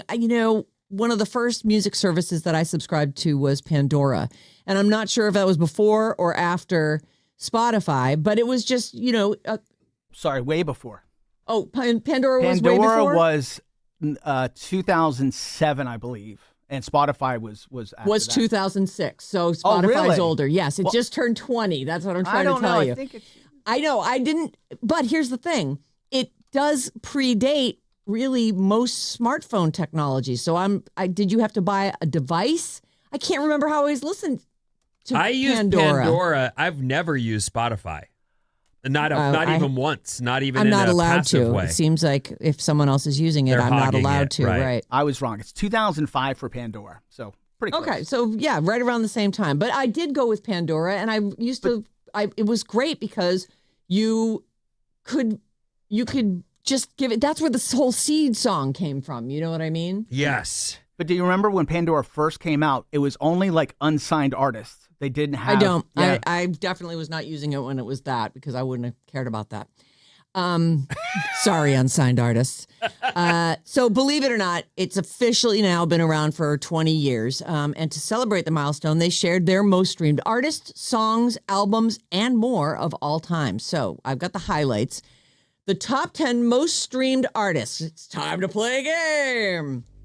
Who is the number one most streamed artist in these 20 years on Spotify's most streamed artist list? Just to mention it so that we remember this correctly, Pandora was listened through a desktop web browser when it began. Okay. So you were listening on your My computer. Yeah. That's funny. That is how I did it. I didn't have a device. Right. It was online. All right. So who is the number one most streamed artist of all time of the 20 years Spotify's been around? I Ed need to Sheeran. abstain because I saw. Oh, did you see all these? I saw it all. Oh, Is it Ed damn Sheeran? it. It is not Ed Sheeran. Beyonce. It's Taylor Swift. Oh. I actually figured you guys would go right for it. Who is, now these are going to be multiple choice. Who's the second most streamed artist of all time on Spotify? Is it Justin Bieber, The Weeknd, or Bad Bunny? Bad Bunny. I'm going to say The Weeknd. It's Bad Bunny. That's a point for you, Vinny. He's number 2. The Weeknd is number 4. And Justin Bieber's down at number 7. Who's the third most streamed? Is it Drake, Kanye West, or Ed Sheeran? Drake. Ed Sheeran. It's Drake. Ed Sheeran is 6th most streamed, and Kanye is 10th most streamed. These are the people who, I guess, make the most money off of this app. The rest of the top 10 that I didn't mention, number 5 is Ariana Grande. She is making some money off of streaming services. Billie Eilish, who hasn't even been on Spotify for half of it. She's at number 8, and Eminem's at number 9. There you go. These are the top 10 most streamed songs. Now, did you look at it all through this too, Bob, or can you did? Okay. How many songs does Taylor Swift have in the top 10 most streamed songs? Remember, she's the most streamed artist. 5. 4. The answer is 0. She has Oh. no songs in the top 10 most streamed.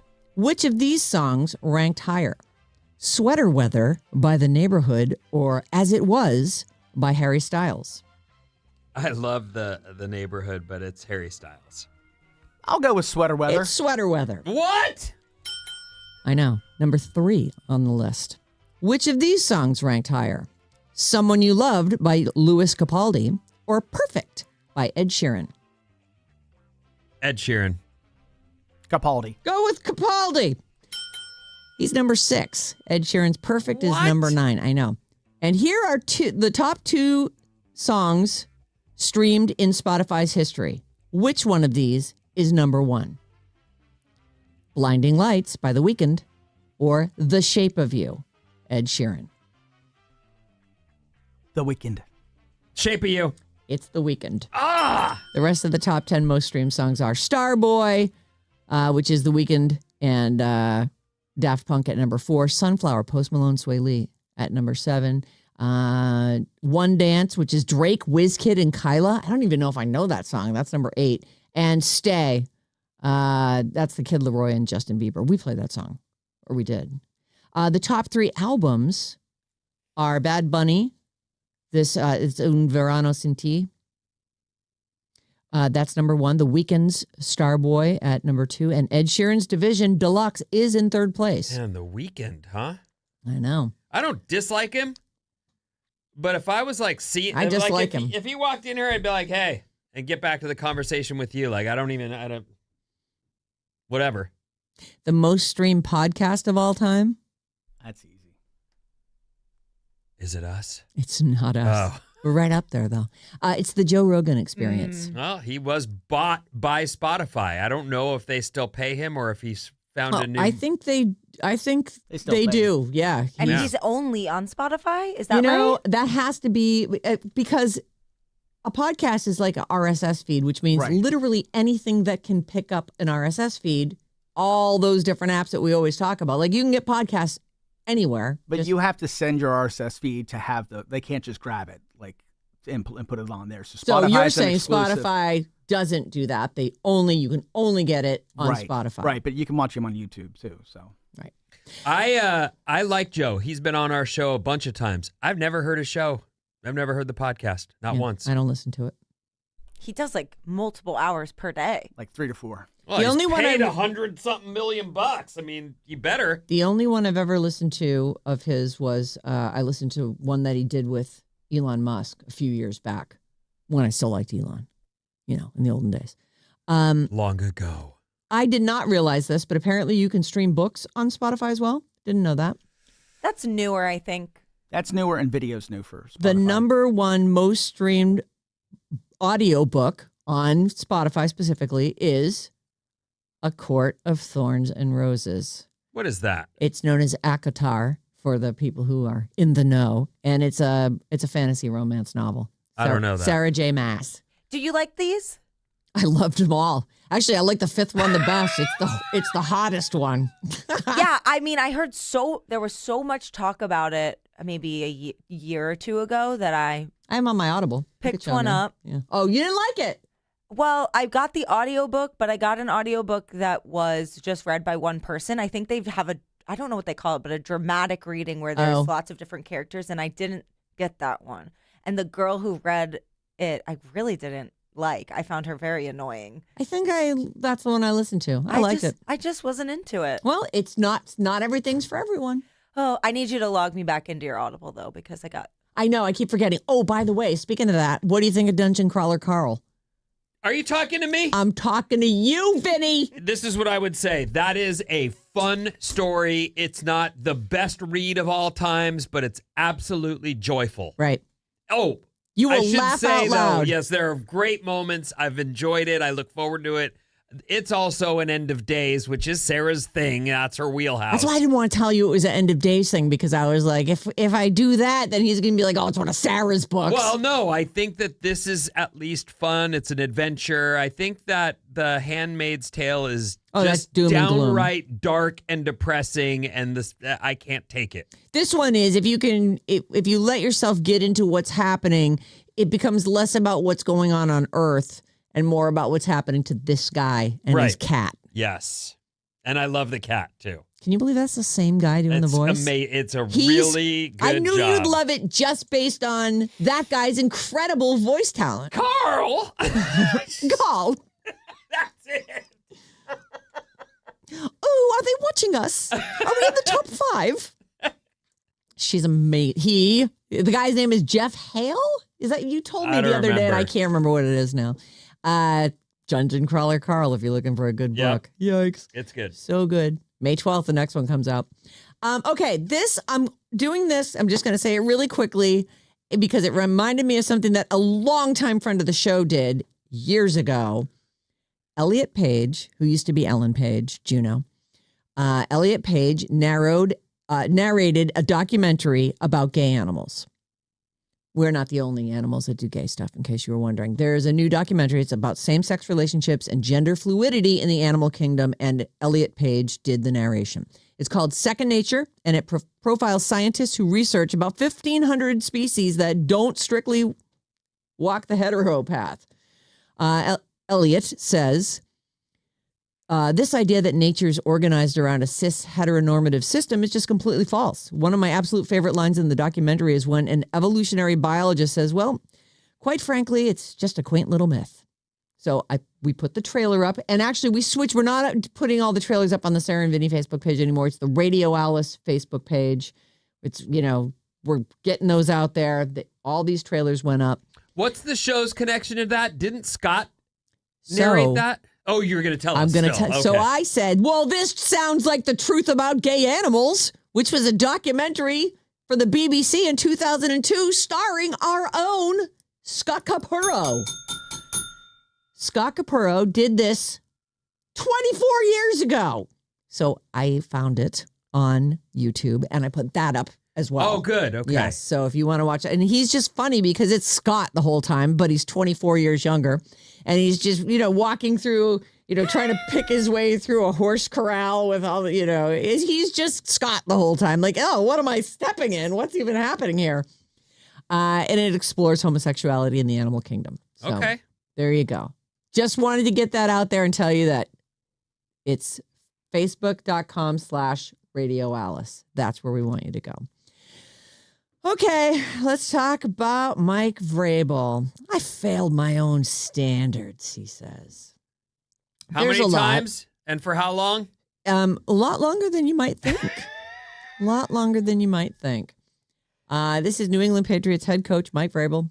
Says he hasn't lived up to his own standards amidst his tawdry scandal involving Diana Rossini from The Athletic. He did a press conference yesterday before the start of the NFL draft, and he avoided mentioning her by name or giving any specifics about their relationship, but admitted that his, quote, previous actions don't meet the standard that I hold myself to. You obviously don't hold yourself to that standard. You have like a dream standard that you never meet. He says he's become a distraction to his family, his players, the Pats organization. He's the New England Patriots head coach, if you don't know. Vrabel. Mike Vrabel. Yes. Lots of consonants in a row there. And their fans saying, my family needs me this weekend, and that's where I'll be. So I don't think he's going to be there for the whole draft. But nobody wants to be there on the third day anyway. They've got people who do that stuff. He'd previously announced plans to seek counseling, and that was starting this weekend. Mm-hmm. First appointment Saturday, and he wanted to spend time with his family, missing that he'll skip the final day. They've been wrapped up, Vrabel and Diana Rossini, this journalist, have been wrapped up in a cheating scandal ever since the first photos of them together surfaced. Since then, there have been photos of them kissing at a bar, photos of them together at a casino, dating back to his previous job with the Tennessee Titans. Mm-hmm. There's even a photo that I saw. Yeah, you found one from I didn't years find ago. it. It was part of the story, but it was. There's one where he is at the desk of the Tennessee Titans, and in the background, through a window in a back office, they've circled Diana Rossini. You can see her through a window? Through a window sitting back there. Oh. I think she's working, but it's one of those things where they keep finding sooner and earlier dates that these two have been together. And then the other story you're going to tell us is also awkward and weird. Well, the one that you told me this morning, yes, which I don't have, I assume you have that, is that she's got a kid named Michael. Yeah. No. Yes. Yes. And Diana. It dates back to if they several years ago. How old is the kid? It would be 4 to 6 year old. So it's in that window when they've known each other. Yeah, and I'm seeing there's photos of them kissing 6 years ago in New York City. That's the point. Exactly. Is that she put out a tweet that said something like, she named her kid Mike, and she was, who would you say are the best Mikes in sports or something like that? It was just one of those things that meant nothing to anybody at the time. But now that we're seeing pictures come out, you almost wonder, is the husband going to be like, I need a DNA test for our kid now? Yes. No, don't do that. It doesn't matter. He's still your kid. I know. That raising is him. the thing.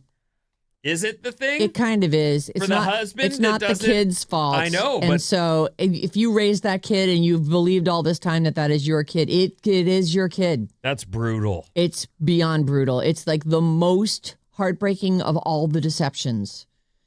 But I just love that his quote is, this isn't up to my standards. I'm not holding myself to my. You don't have any. I failed my own standards. What standards from when you were in 9th grade? Yeah. What are you doing? It really annoyed me that his first response was to call it laughable, and that's just a complete lie. I just that really annoys me. I don't know how much they cooperated on their reaction to this when the pictures seems like came not out. That much. But initially, he was very much like her, saying, "We're just friends. Nothing happened. This is ridiculous." I think he even used the word ridiculous. And then as more and more info came out, as she got fired, I think he quickly got with a program that is, we're caught. Yeah. We're caught, and there's his wife was about to fire him too, I'm sure. I'm sure. Well, now, I mean, if we're hearing about this, she must be well aware of a half child to their other kids. Oh, I know. Possibly. So messed up. Possibly, yes. I know. And I'll leave you with this wonderful headline. Remember the good old days when you could father a child and no one could pin it on you because you couldn't just go down to the store and get a DNA test? Yeah. Oh, the good old days. The good old days. Back in the days when we hadn't decoded the DNA strand or whatever. Whatever we had to do to get to the point where we could use DNA. I know. The olden days, a guy would just say, it's so misogynistic that we couldn't prove. I'm telling you who I did. I'm telling you who the father is. Prove it. D4VD. Yeah. This guy, David, I guess, the is murderer, how we're supposed to say it. Allegedly. He is a murderer. He has pleaded not guilty to a murder charge over the death of a 14-year-old named Celeste Rivas Hernandez. There are a lot of ugly details about the state of that body that are coming out. I'm not going to do that. What I will say is that he also possessed, quote, significant amounts of child sex abuse images on his phone. So he's the worst kind. And I hope that they are saying he might get the death penalty. And he should. Good. He robbed this girl of her life. And the parents of their daughter. Yeah. He took over adios. And got in between the parents and this little girl. And she went, no, I'm with him. He's a star and he loves me or whatever. Oh my God. And then he kills her. Oh. So awful. So our sincere hope, fingers crossed over here, is that this guy gets, at the very least, life in prison without hope of parole. Okay, what you got coming up, Vin? 19th. I'll explain later. The Embarcadero Fountain. Oh. Is it wrong? And more after these.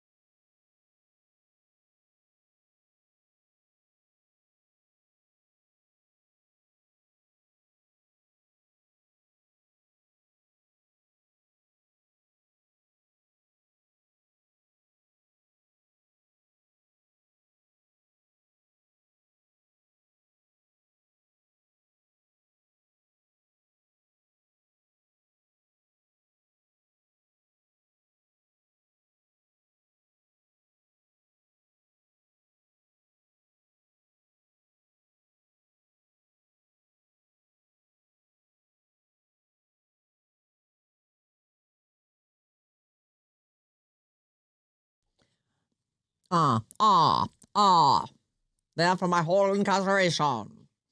Alice, 97.3. Sarah Vinnie. Nailed it. Alice's morning show. Do more of that. No. You know, I guess that whoever wrote that song gets the money. I was like, wasn't that a Juice Newton hit?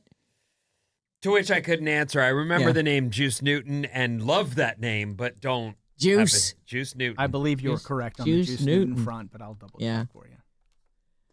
If you've missed the show or any part of it, your favorite segment, whatever, don't forget full episodes of the Sarah and Vinnie Show are waiting for you on the Odyssey app, Apple Podcasts, Spotify, or wherever you listen to podcasts. That's right. This whole show is a podcast. Take us with you. What's up, everyone? This Alice Report is brought to you by Bob's Movie Club. 6 a.m. Thursday. Join us for Bob's Movie Club. This time around, the movie is Things to Do in Denver When You're Dead, as suggested by Danielle Reyes from Big Brother and Traitors. We are already blaming her for this. Get yourself caught up on Paramount or Pluto. Join us Thursday at 6 a.m. and be ready to let us know what you think of Things to Do in Denver When You're Dead on Bob's Movie Club. Yeah. Oh, jazz hands and everything. Good.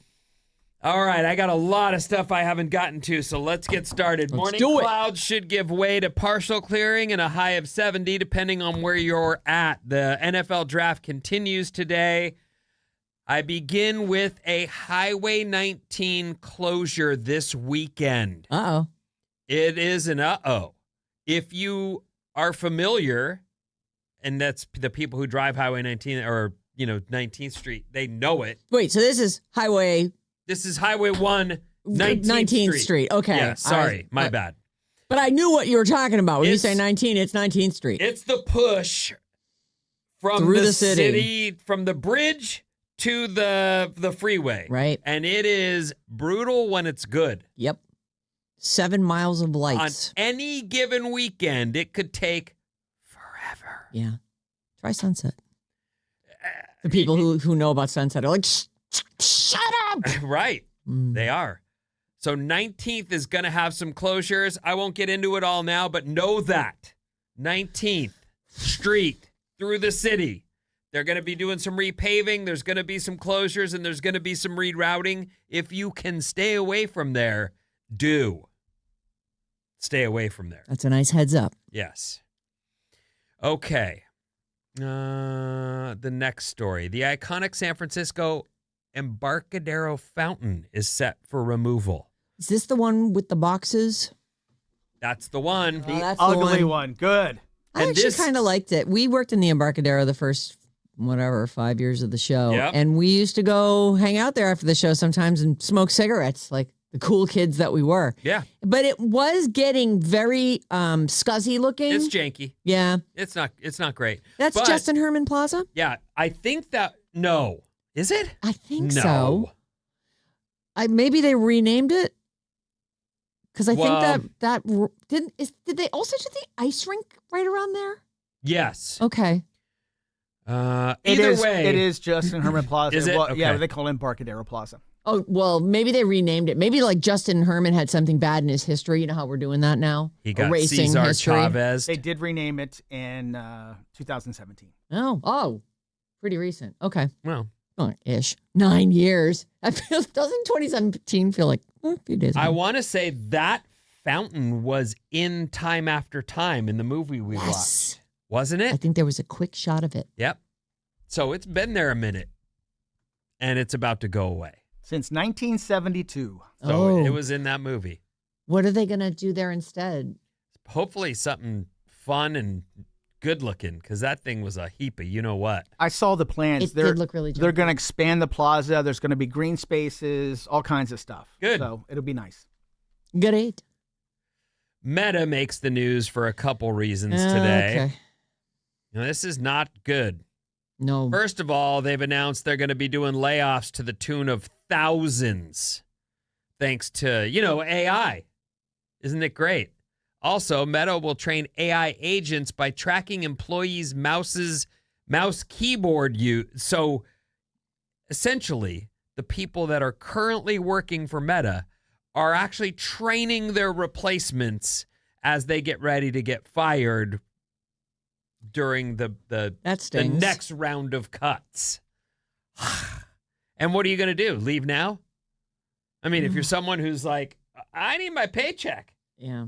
I guess you're just going to do that while looking for other work. I hate that these cuts are so heartbreaking when you look at companies that are booming. They're successful. Yep. I understand corporations and stock prices and all the things, expenses, and yet just cutting people who built your company.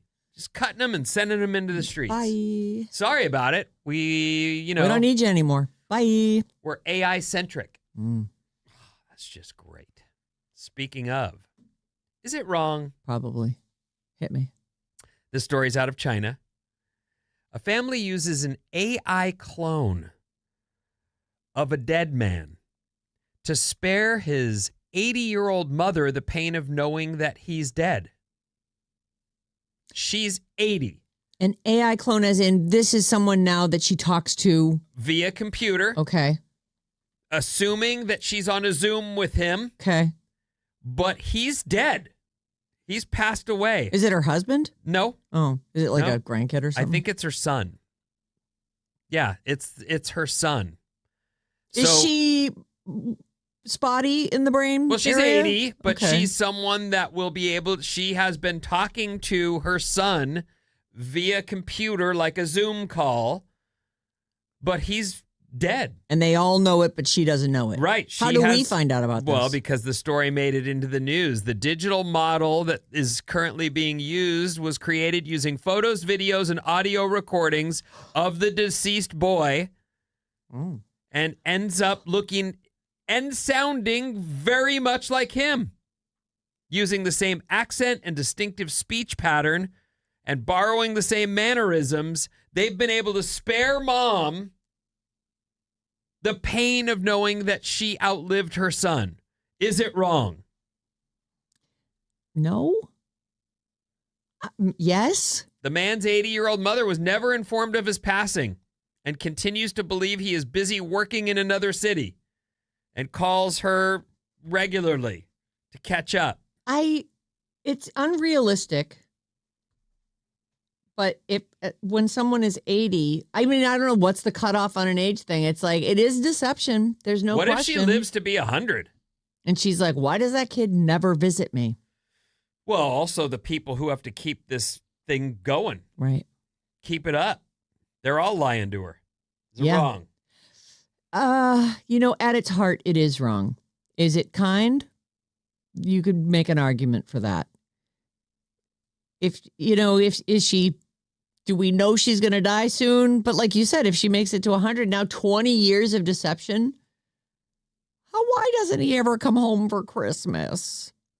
Brutal. He told me he'd try this year. I think you're in theory, you're trying to do something right. Kind. You're trying to spare Yes. her the pain of the fact that her son died before she did. I don't know what religion plays. Where'd you say this is? This is in China. Okay. But I don't know that, a person would want to, I would think, have a funeral, say goodbye, be part of that process. Maybe. But okay. If you could spare someone, all right. Bob? The temptation to spare someone will be very strong. Is it wrong? I do think that it's wrong. Maddie? Yeah. Yeah, it is wrong. Because at its heart, it is a lie. Yeah. They're trying to be kind, but if she ever finds out, it's 1,000,000 times worse. And life isn't just about, feeling good. That's true. Maybe she's gone through a lot of other really bad things, though. They're just trying to spare her. I really feel like this is a very slippery slope for people to go down. This is one deception leading to another, to another, Didn't to another. Suzanne Summers, husband, do this with Suzanne Summers? Like he has an AI Suzanne Summers he talks to? I think we did that story. Yeah, but at least he knows she's actually dead. Yeah. Yeah. Was it like a holographic Suzanne Yeah, Summers it too? was. Yeah, very, very. It wasn't lifelike. like in a sex doll or anything, right? I don't think so, but it was weird. Yeah, I don't know. It's very. There was a Black Mirror where they had made sort of a clone body and put the personality of the person who had died into it, but then she was keeping it. Everyone knew he was dead, so she ordered this. It was like a real doll that was an animated. It looked exactly like her husband and had his personality. And so she's like keeping it in the attic, and it's an AI, so it's like kind of self-aware, and it was just nothing but trouble. I don't know. I feel like death is a part of life, and it might be best to approach that head on and not try to soften the blow, because sounds like a lot of work. It just feels like a lot of work. Yeah, You're right. I feel like that's just the way the cookie crumbles. It's a bummer, Yeah. but you can't. It's horrific, even. Be up To to lose this your kid nonsense. before you, Yeah. that's not the right order. So sad. But that is life. It is. And it's, I don't want that. No. But I also don't want everyone running around behind the scenes like it's some kind of Truman show where they're putting on this nonsense. Right, a whole charade to protect my feelings. What? You guys It's have like, been I'm doing 80, this for how long? Right. Since I was 71? Okay, this next story, let me find it here for you real quick. I wanted to read it to you in the way that I wanted to read it to you, but I can't find it. Okay. After watching their moms fight to have it all, Gen Z women would rather be dads. What are they saying? They say the work is not split evenly. You can't have it all. Dads walk away from their responsibility of half the work all the time. So they want to be more like dad. And so they're Mom talking. seems so wound up. Well, and they're working all the time. They're talking about how there's a reality. Like when you hear someone say, well, we can have it all. I can cook up the bacon or however she Bring home the bacon, whatever. fry it up in a pan, and never let you forget you're a man. Yeah, all the stuff. Yeah. And then meanwhile, when you start doing that, you realize I'm dying. Yes. I'm dying quickly. I'm on fire on both ends. And it's burning towards the middle. Right. Yeah, it's so as I can see that. They're talking about how birth rates are down, and if you want to know why, they're looking at this, how Gen Z women are being very deliberate in saying, I partnership doesn't divide evenly, and I can't have my career and be a mom unless someone around here, the man, is ready to do half the work. Yeah. And I don't even At think. least. Well, so there it is. Among childless 18 to 34-year-olds who want children, there are about 5 million more men than women. Who want children. Who want children, but they are assuming the women are going to take care of this for them.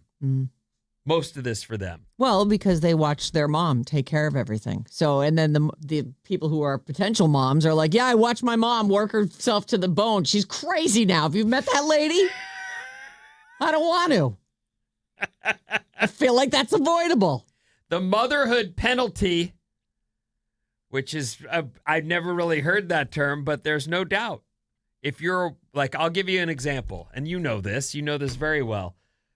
Christina will be, how many miles? 70 miles from home at 4 a.m. I can't help. There's no way. If she has a meeting and that kid is sick, she's stuck with both things. A sick kid going with no idea that she's busy and has things to do. She has an idea, but she just doesn't care. She's sick and her mom has got to take care of her. So I think that this is a really interesting article just on the idea that if you really want it all, you got to be able to afford nannies and a cook and a housekeeper. And then you can't have it all. It is impossible. It is. It's really difficult. It's wrong for women to have been sold that in the first place. And you said it, I forget what we were talking about, but you said it the other day, or maybe you said it. Yes, you could have it all and do it all badly. Like it's that thing where you're spread so thin you can't do.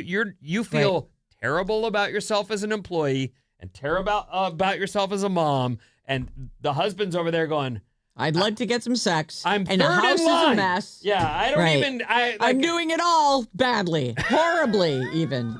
Yeah, that's. I don't know who said that. It does sound like something I would say, but Bob's getting there. Anyway, she'll know soon enough. But Bob wants a child. Oh yeah. Do you, without having had one, and you're getting married later this year, and even just earlier today, you said I might be pregnant next year this time. Okay. Who knows? Do you have it in your head that you're gonna have one and see how it goes, or are you like, I wouldn't have one? They need to have a sibling. Like in your head, are you already decided on one or two, or? There's a lot. I mean, the stigma against only children is strong. People are like, "Oh, you don't want to have an only child." They turn out to be weirdos. Also kids with siblings also turn out to be weirdos. I mean, right. Lots of times. And it's just, I think that if you want one kid, have one kid. Yeah, I don't think I'm sold on having. I mean, ideally, it would be great to have multiple, but I'm not sold on it if the one is enough. You know what I mean? I hope I have twins. No, you don't. Yeah, I want twins. You think you want twins until you have twins. If you have twins, could you please text Bob and tell her to tell us stop how it? wonderful it is. How's it going? And how they have I telepathic haven't slept in 9 years. They're coming for me. I'm hiding in the closet as we speak. You can fit one in each I have a arm. girlfriend with twins, and I have never seen anyone more frazzled looking in my entire life. She was like, we went 3 years without sleeping.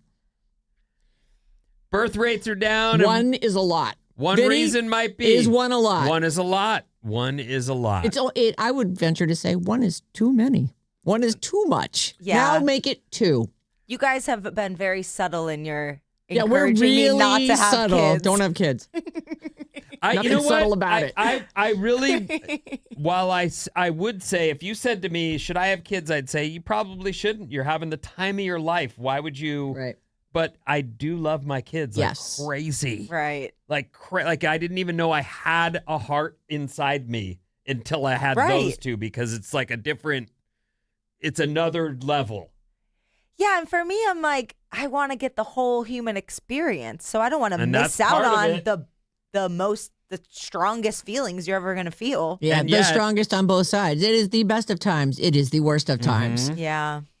Birth rates are down, and one reason might be women don't want to shoulder both working and caregiving anymore after watching their mothers exhaust themselves trying to have it all. Interesting. For it to work, men must agree to split everything equally.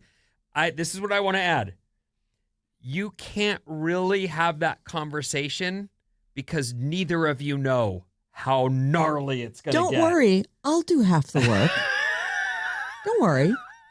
But at least I think Susan and I, Susan's a boy, by the way. Yeah. We have gotten really good at splitting, the things that we do have on our plate right now equally. Not right now because he's injured and that's It's all falling on you. I'm like, oh, wow, he was helping a lot. Yeah. But anyway, it's so at least the household duties, we all know how to do each of them and understand what it feels like to be sharing the weight. So I'm hoping that will be a little helpful going into it. It's not like I'm the woman who's been handling everything and then all of a sudden we have a kid and I'm like, well, no, you have to help with all this stuff. And he's like, But I got the rec center. I'm going to go play ball. right. What? I already have these plans. It is too bad that kids are so GD inconvenient. Well, they really do upset. You nailed it with the whole, nanny thing. That is it. Yeah. That would be great. Wait until you can afford a nanny, and then you're fine. Then it makes you a better mother. I had a lady, Susie. The kids are still very close with her, and she came in 3 days a week, and she was there until dinner time, and it made and I was a better mother because of it. I was delightful with them because I didn't have to freaking deal with them all day. Well, come home from this and take over and Right. deal with them.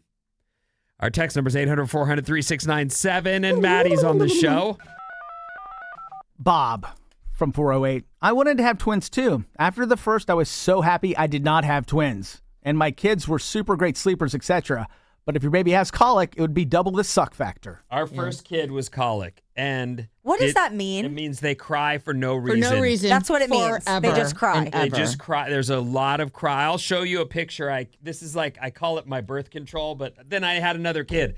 But there she is. She's bright red, like no teeth, mouth wide open, screaming. Ah!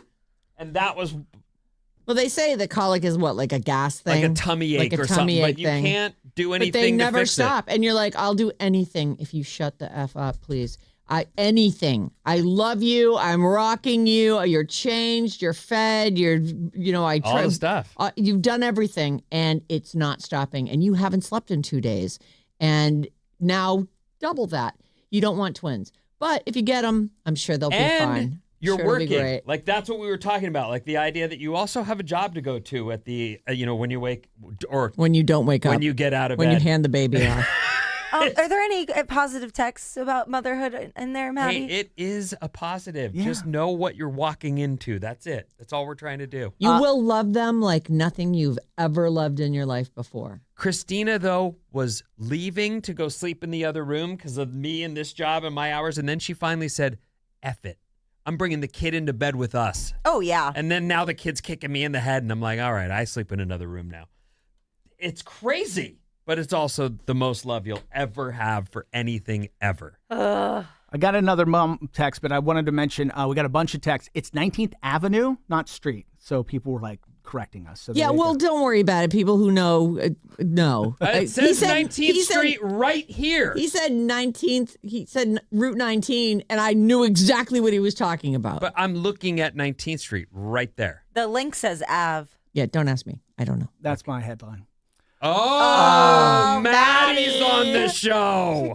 Oh, you wrote that? Oh my God, that's so funny. So it's my fault, everybody. Stop with the text. It's all your fault, Maddie. Very quick. 7:02. This is why I'm a lesbian. Well, among other reasons. Yeah, I don't I was think going to that's say, why, there's a lot of actually. reasons for My that. wife and I both get it and work our butts off to parent and work. Jackie in San Jose listening on YouTube. All right, Jackie. Hello, Jackie. I'm really not worried about Susan. I think I picked the great guy. I think he's going to be obsessed with our kids. We were watching Margot's Got Money Trouble yesterday. Oh, yeah. And at one point, her dad is carrying the baby in one of those little front backpacks. He's like, oh, I'm going to get one of those. The baby Bjorn. lived in that. I lived You in can it. actually get things done. I would and the kid vacuum is the so house, happy. and the kids just chilling. I Yeah. would go for walks with the dog and the kids chilling. I lived in that thing for both kids. Twin parent checking in, 415. Mom of 11-year-old twins. I would not want to go through the birthing process more than once. Glad I got 2 for 1 deal. That's what I'm saying. And then also, She's far enough away. I The get kids all are my kids self-sufficient now. done at once. And then, when they turn 18, I'm done, Sure you are. I hear you. Instead of stretching it out like I 22 hear ya. years. Yeah. Or No. 27. Well, or however many you get with your kids. We're living in a multi-generational world. We're going to take a quick break. When we come back, it's Disneyland time, you guys.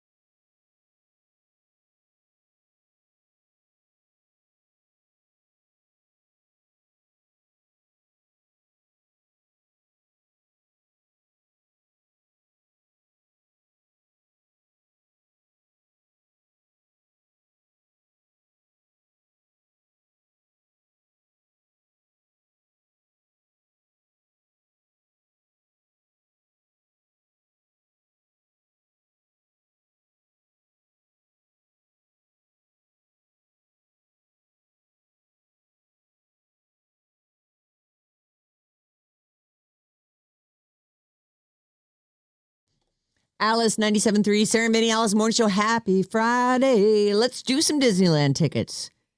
The code word this hour is Bruno. We don't talk about Bruno. BRUNO. Take the word Bruno to radioalice.com and get it entered in for your chance at a 4-pack of tickets to the Disneyland Resort. And you'll be qualified for the grand prize vacation, which includes a 4-pack of 3-day, 1-park per day tickets and a 2-night stay at a Disneyland Resort hotel. You'll be right there on the park property. Take the word Bruno to radioalice.com. Mason has another code word for you at 12:05, and it's Jane with another one at 5:05. This hour's code word is Bruno, courtesy of Disneyland Resorts, celebrating 70 years. Our phone number is 800-400-3697. Call us or text us at 800-400-3697. And if you want to email, that's where you can send attachments, photos or videos, what have you. Sarah and Vinnie at odyssey.com. Actually, that reminds me, yesterday it was really fun. We had people asking their kids if they knew what year it was. That was like the cutest little segment. I loved that. And that was not planned. That just came together. So we gotta utilize that more often. Well, now that we have our email, we're good to go. That sounds perfect. Tomorrow, the Valks' first home preseason game happens at the Chase Center. The Valkyries versus the Storm. All right, So go Valks. Interested in the Valkyries? We're their official partner. If you haven't been to a game, and I realize there's only been so many of them, they're great. They're a great time out. Really fun. Super fun. More fun in some ways than the Warriors or even a Niners game. Like, it's really well done. I'll say it. More fun than a Warriors game. Yeah, really well done. So tomorrow, their first preseason home game. A couple new records out today. I wanted to make note of the Foo Fighters, your favorite toy. This is their 12th album, and it's out today. Noah Kahan, The Great Divide. This is his 4th album. Kalani, Oakland's own. This is her 5th album. I'm pretty sure her single from this is, if it's not in the top 10, it's just barely not in the top 10 because it mostly is. And Meghan Trainor's 7th album is out today. It's called Toy With Me. If you are not going to Stagecoach this weekend, and I'm assuming most of us aren't, here's how to watch. The 3-day Stagecoach Festival is kicking off today. It'll stream live all weekend. It's on Prime Video, the Amazon Music app, and Twitch. There will be 2 channels, and the live streams start at 3 o'clock our time. Ella Langley. Is Ella the one who has the #1 song, or is that Lainey Wilson? One of them has a... Yeah. It's Ella. She was in Texas? Yes. Cody Johnson, Post Malone, Riley Green. Those are all names I've heard. So, and I'm not even a giant country fan. And I am. So you must be so sad that you can't go to I am Stagecoach. sad that I can't go. You're right. Absolutely. Live Nation they do this every summer. I don't know if this is always the price, but they're doing a $30 ticket promotion. It's called the Summer of Live, and there are 4,000 concerts that are offering at least some of the tickets at $30. The artists include Guns N' Roses, Iron Maiden, Machine Gun Kelly, Motley Crue, Whoa. Rob Zombie, Marilyn Manson, Santana, the Doobie Brothers, Pitbull, Kid Cudi, and 3,993 more. There are like 4,000 concerts that'll be available. So the tickets go on sale this coming Wednesday, and that ends on May 5th. If you're a T-Mobile customer, it looks like you can get early access to that. I don't know if it's that situation where Live Nation offers you the ticket for $30, tax on all their fees, and the ticket actually costs $62. But even $62 sounds like a bargain these days. $30. It's the Summer of Live, and they've done this a few years in a row here. As they should. Yeah. And thank you. Billie Eilish, she is a believer. Oh, okay. Well, she would be the right age for that, she would, right? Yeah. Which I never thought about. She seems, too cool for school sometimes. So And didn't she come up the exact same way? Yeah. Was she a YouTube discovery? She was, right? Is it Ocean Eyes was a song that she'd recorded and sang on YouTube. Oh, I didn't know that. I think that was the first thing that sort of got her noticed. Yeah, that was in 2015. Wow, 2015. So when 'Cause she's still just a kid. and in the 11 years since then, she's become a phenom. Yeah. But I believe, she started exactly like he did on YouTube. The way that she was acting after her performance with Justin Bieber, she got on stage with him this past weekend, was, they say, like teenage girls in the 60s seeing the Beatles for the first time. And it was no act. She wound up putting a bunch of, they call them her receipts on Instagram. She posted a carousel of pictures and videos. So if you follow Billie, maybe you've already seen this. Showing her singing. She's a little kid singing along to Justin's music, wearing his merch, standing in front of a wall full of Justin Bieber posters. And then she also posted a picture of a whiteboard on which she had rewritten the lyrics to the song Barbie Girl to be about her love of Justin. Unfortunately, she didn't sing it, so I'm going to take care of that for you. I'm a Bieber girl in a Bieber world. It's Bieber-tastic. Let's Bieber blasted. Bieber flips his hair, wears purple everywhere. It's Bieber Nation. Thank God for his creation. Come on, Bieber, spread the fever. I love it. I know, isn't that funny? Great performance. Thank you so much. Thank you. I didn't know he was into purple, but I guess Maybe, that's playing out, I only see her in purple. Yeah. Ever since the One Less Lonely Girl thing, I've seen so many old clips of her talking about how she was in love with him. It's so funny to be a big star and then still get. I know, and to still be all starstruck. Yeah. You don't expect it, do you? You feel like, oh, those are people in that echelon, and we're all these other people over here. Yeah. It is funny to hear when someone, because as a human, that first thing where you just love something so much, you can't believe how much you love it, and you do. And oh my God, I don't even know what this feeling is. I love it so much. To her credit, I think most people lose that once they become stars. And I actually think you see people acclimate, especially movie stars, acclimate very quickly to this newfound stardom. And I'm someone. I have money now, and they don't have that same joy for they get jaded or something. I don't know. So I think it's kind of cool that she held on to that and isn't embarrassed to show that. Yeah. Because I do think that it's easy to get really jaded. I do like when people really own where they come from and what they liked. And that's what I'm saying. You know, I remember being in alternative music for a number of years in the 90s, and I was like embarrassed that I'd been so into hair metal. And now I'm like, why was I embarrassed? Who cares? It's like it all kind of grew from somewhere, and we all wind up where we are. Like that's where the whole guilty pleasure thing comes from, though. It's just you sort of hide the thing that you totally geeked out on when you were a kid. Yeah. You guys might not know this, but the whole Billie Eilish going on stage thing, too, has actually really warmed the internet towards Justin's wife, Hailey Bieber. Yeah. Because the internet is not a fan of her. It's very up and down, but the Seleninators or whatever they call themselves are. Salinators. Are always quick to come after Hailey, even though they've now been together for several years. And Hailey Bieber encouraging Billie to go on stage and that whole moment. People are loving it. Isn't Hailey Bieber, what's her name? Hailey Bieber. Isn't she a billionaire now? Didn't she sell she has her a makeup thing. She sold on paper? I wouldn't say she's a billionaire, but she had a deal with Rode that was for $1 billion. But it had a lot of caveats, and she has a lot of other investors. So it's not like she got $1 billion, but she's definitely a rich woman in her own right now. Which is good, because who knows what Justin's going to do tomorrow. That is true. He might need someone to support him. Anyway, the song was apparently that she wrote, that she was doing the Barbie. Billie Eilish. Billie Eilish. She did I'm a Bieber girl.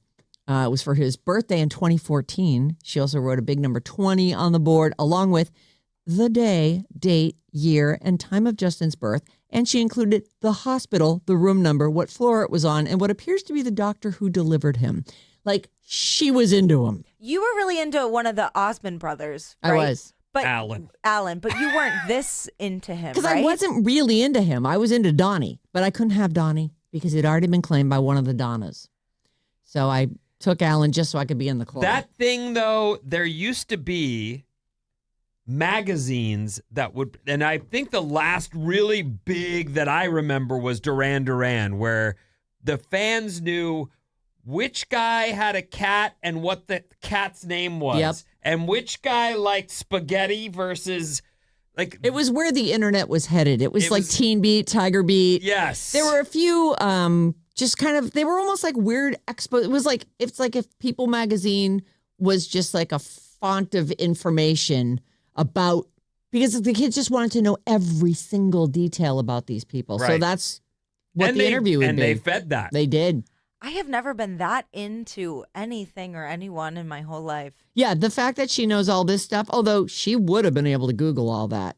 Like, Right. if that info was out there, she would have been able to find it. Like for us, we couldn't find that when we were 7 years old and in love with whoever. You think you could Google what time he was born? That's crazy. Google it. See? Let's find out. When I was like 13 or 14, I had a friend who was insanely into Joe Jonas. She made a whole scrapbook of photos of the two of them together and their wedding. And Oh my God. and then I saw her 2 years later and she was like, I don't know what you're talking about. Yeah, no, Never did I've that. I've never liked the Jonas Brothers. Okay, I'm going to run down what's in theaters this weekend and what's on your TV because there's a couple big streaming debuts, etc. Michael, the movie Michael is PG-13. By the way, everything I'm going to mention here, the trailer is up at the Radio Alice Facebook page. It's not the Sarah Vinnie Facebook page, the Radio Alice Facebook page. Jermaine Jackson's son, Jafar Jackson, stars in this movie about Michael Jackson's life and career. And it opens today. They're projecting, it's already made like $20 million internationally. They're projecting that over this weekend, it'll make $65 to $70 million. That would be a record opening for a music biopic. It remains to be seen if those estimates are in any way accurate. You know what would be great is if this story they're telling were true. Right. If they hadn't cut out all the real parts. I wish he'd lived that life, the one without the kids. Yeah. That made us all feel weird about him. Yeah. I wish he'd lived that life because he was an incredible singer and musician and entertainer. There's actually a documentary. Maddie sent me a little clip from this. I don't know if it's going to get made. This guy's trying to make this documentary. He followed Michael Jackson around for 3 years, like 2000 to 2003, right up until some of the major allegations about kitty diddling came up. And there were weird scenes that were just in the clips that he's sort of putting out there as he's trying to get this thing made. And one of them was some assistant in the car points, she goes, "Oh, look at that." And he looks out the window and he starts going like he's got boobies. And he goes, "Oh, look at her boobies. They're bouncing all around. Oh, look at her boobies." This is Michael? Looking at it, a fan. Yeah, But he doesn't say boobies. He says the T one. Oh. Yeah. Look at her tees. Look at her tees. Oh. But It's in a cutesy really weird way. to hear that word It's coming out of his mouth. really weird. And the whole weird, it was just weird. It just didn't come off like he was a real boy? Right. Yeah. Also in theaters this weekend, the trailer's up at the Radio Alice Facebook page. Mother Mary. This is rated R. It's Anne Hathaway playing a pop star determined to return to singing after stepping away from the music scene. When she returns, then there's bad things that happen, apparently. Also, let's see. There's something called Desert Warrior. This is also a rated R movie. Anthony Mackie, who was he the Winter Soldier? Was he he was a Captain America, right? I don't know. You talking about the guy with the long hair? No. He's a black guy. Oh, okay. So he's taken over the role Yes, as... but was he not the? I don't know because I don't really watch all those movies. He was the Falcon and then The became- Falcon. yeah. That's it. Yeah, he wasn't the winner. So he plays a legendary bandit who helps an exiled 7th century princess unite the warring to blah, blah, blah. There's an Anthony Mackie movie out called Desert Warrior. There's also, I'm going to skip that one. It's limited. Tonight, the second and third rounds of the NFL draft, for those of you who care. Tonight on HBO Max, the streaming premiere of Marty Supreme, starring Timothée Chalamet. There's also, I've seen a few things for this. This is today on Netflix. If you're looking for an action thriller to watch tonight, Charlize Theron is a survivalist testing her skin. She's a survivalist testing her limits in the remote Australian wilderness, and she finds herself being hunted by a ruthless killer who's played by Taron Egerton. So some pretty big names, considering I've barely heard of this movie. I just started seeing promo I saw for this. the ads for it. It looks cool. but it's her sort of in like no makeup, not glamorous. Right. Out in the wilderness. I Not saw sure they're, if she's they're like fighting in whitewater or something. naturalist or a naturist. I'm not Let's sure. hope she's a naturist. Yeah, that'd be great. There's a stand-up special tonight on Hulu. Nikki Glazer, good girl. That's the name of it. The draft goes on, and then do you remember? I don't know if you'll remember this or not, but tomorrow night on Hulu, the streaming premiere of Good Boy, the horror movie shown from the perspective of the dog. His owner moves to a rural home. They're threatened by supernatural forces, and the dog tries to protect his master. So Wow. it's all told from the perspective of the dog. Huh. No, I don't remember that. Yeah. Well, the trailer's up if you wanted to go take a look. All right. Okay, I am completely out of time now. What's coming up? I got a bunch of stuff, including screen time limits, Gen Z dating older women now, and I'll tell you why, and more after these.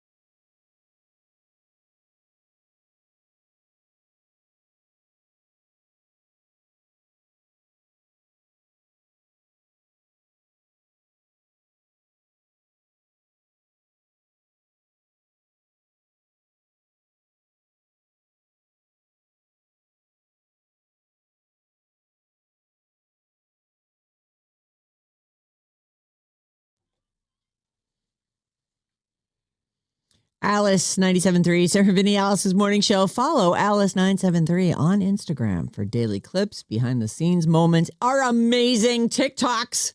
That reminds me, we need to do another one. No. Don't worry about that. I mean, rest on your laurels on that one. You did a great job with all those ones. Links to all our personal pages. It's all happening at the Alice 973 Instagram.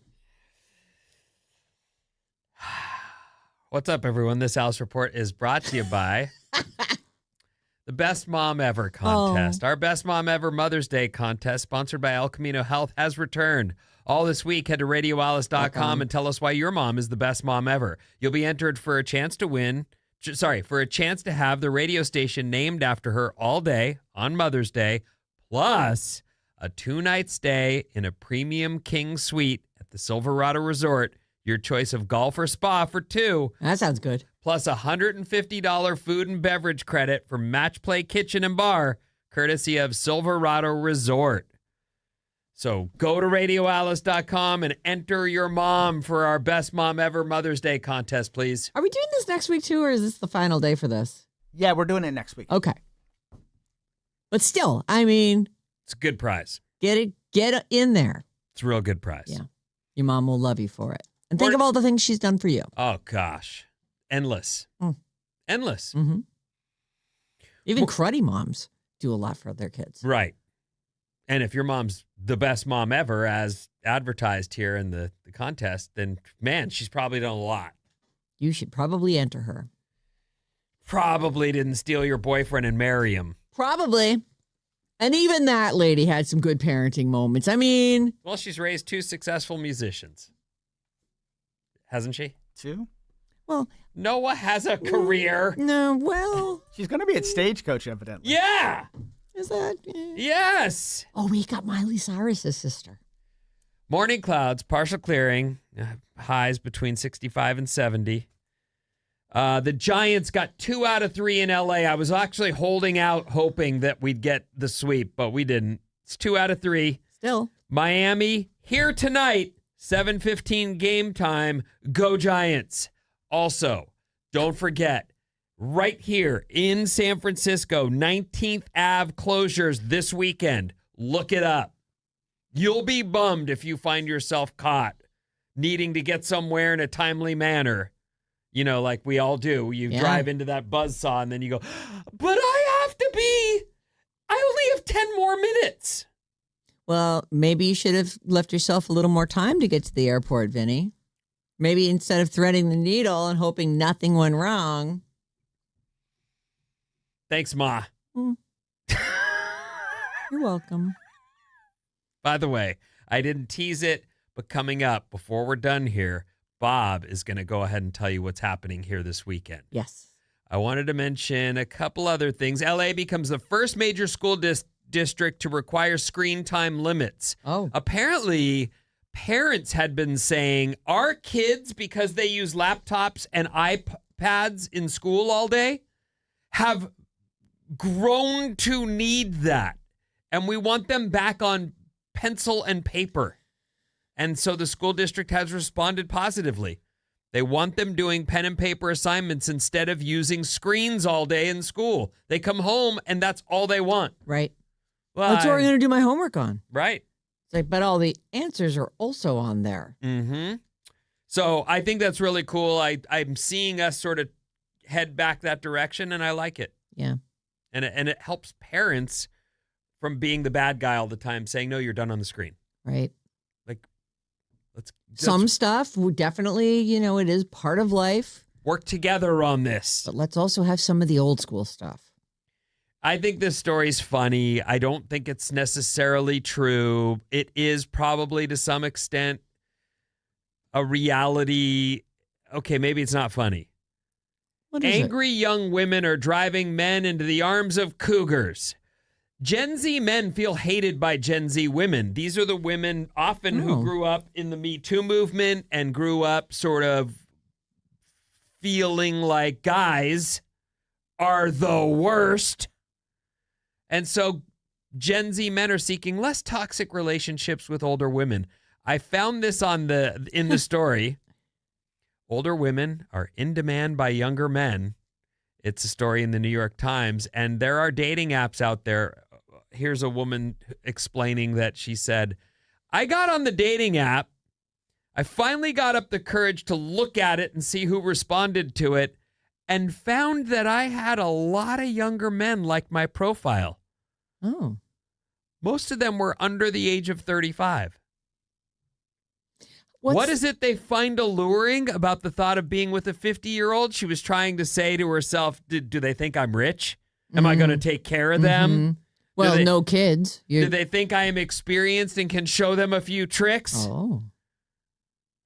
And then they go on to explain that young women are a huge pain in the ass. Are not exactly. Well, I don't know. I mean, we've talked about through the Me Too movement, what has to change? Do women have to be the ones that initiate relationships and ask boys out?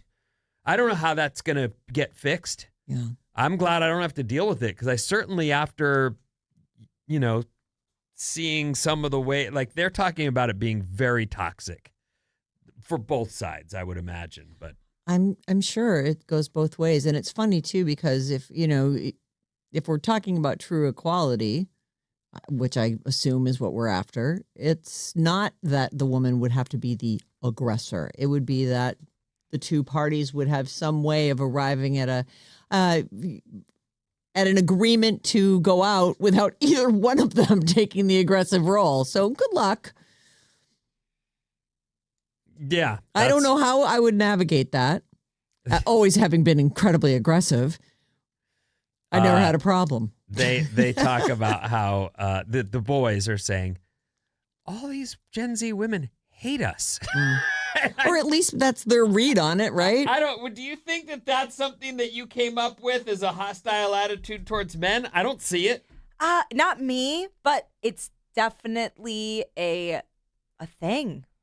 It's definitely a thing where young women are so anti-men. They blame them for everything, and I'm not saying they're wrong in a lot of respects. Like, men make a lot of mistakes, especially when they're young. But taking the bear, there it is, right there. Well, you guys have proven yourselves over and over again to be dangerous. Especially if you're a young woman and you've gone through college. I mean, you see the worst of men in that situation. Well, and the flip side to this, and I only know this word because it was in a book I was reading, and they kept referring to incels, but the incel culture is young men who basically hate women. Yes. So it is certainly out there. And I don't know what the numbers are, but I could see why women would have to be careful around young men. Yeah. Well, the world's changed a lot too, just between social media and just internet access and what's available and these groups that sort of support what you feel like. I'm mad about this. And then you find that there's a swell of people who are like, yes, we're also mad about this. And let's all be a club of haters of this thing or that thing, men and women. I don't like it, but I don't like it either. There you go. If you're a cougar out Let's there, just call it all off. Oh, if you're a cougar, good for you. Yeah. How old is a cougar? 40 to 50? 35 to 45? I would say probably like above 45 at the youngest. Oh, you think? Oh, yeah. These days, women in their 40s A cougar is like a divorced woman who's financially secure, is attractive, living her best life. It's really about the age gap versus if you're divorced or not. I think you could be a cougar and have never been married or widowed or whatever. I think that Maddie might have gone out with a cougar yesterday. Yeah. Oh, she's older. No. She's same age. She's not a cougar to him. Oh, but she would be. She would be. No. Cougar definitely. It has to be the age gap. In my understanding, it's not just that you're an older woman. 40 to 50 is what they're saying. 40 to 50. Or 50 plus. Excuse me. 40 to 50 plus. Oh. Cougar. I think I'm aged out of the whole cougar thing. No, for sure not. If you were suddenly single and you started going after younger men, you would be a cougar. I hope that does not happen. I hope so. Let me ask you a question. Could you see yourself right now? Could you see yourself going out with a 25-year-old dude? I couldn't. Bob, let me ask you a question. Could you see, you are someone who's open to a lot of experiences. You seem very fun. Would you date a 20? This guy cannot buy a beer. He's 20. He's fun, cute. Would you date him? Absolutely not. And I'm 31. I wouldn't even date a 25-year-old. What? I probably wouldn't even date a 27-year-old. That would probably be my floor. What? You're so stupid the younger you are. Yeah. I mean, I'm just figuring out. I know. how I think about the who I most was. basic things 25 work. is an idiot. Yeah. Yeah. No chance. 27? Yeah, that's probably my floor. I'm also, though, you guys have probably noticed, I'm pretty ageist when it comes to relationships. Big gaps, no matter if it's the man who's older, the woman who's older, whatever, freak me out personally. I would Define not do big that. gap. Like more than a couple years, because I just feel like your age is a direct reflection of your life experience for the most part. And so I don't want to be with someone who I have this power over because they're so much younger than me. They just don't know how things work, or vice versa, someone who's older than me and they've got all this other information that I don't have yet. That's always freaked me out. Do you feel that as people get older, an age gap matters less? Like if somebody is like right now, if you at 31 date someone who's 21, you have lived a third, like if you divide that up into thirds, like in decades, Right. you've lived a whole nother 50% more or whatever. If you're 40 and someone's 31, is that better? Because I feel like there does become a point in life where you're an adult. You've got your stuff going on. 40 and 31 is me and Christina. That's what I'm saying. Yeah. And I feel like she was a grown woman with a job, with her goals and her ideas. You were a grown man with a job, with your goals. And I feel like And once on you the hit immature 30, side, yeah, for the so record, it worked out. Sometimes that's part True. of it. But I do feel like the sort of prime of life is like early 30s to probably late 50s, or even further than that if you keep it all together. But I feel like those are almost all, you're just an adult and you're kind of going through the same things and experiencing the same things. I don't know if I agree. I guess I'll have to wait and see how I feel when I'm 50. Right. Bob, it's your time now to tell everybody in the Bay Area what is happening. What's going on? Before we get to our game. Unlike last weekend, I don't think we're going to have any rain this weekend. Yay! So it should be a great chance to get out there. Vinny already mentioned that the Giants are home playing the Dodgers all weekend, tonight 7 p.m., and then 2 day games, Saturday 1 p.m., Sunday at 1 p.m. Nice. The De Young Museum is free this Saturday if you do prefer being inside. The Haight-Ashbury Flea Market is back. Oh, that sounds fun. Started yesterday, also today, tomorrow, and Sunday, all day.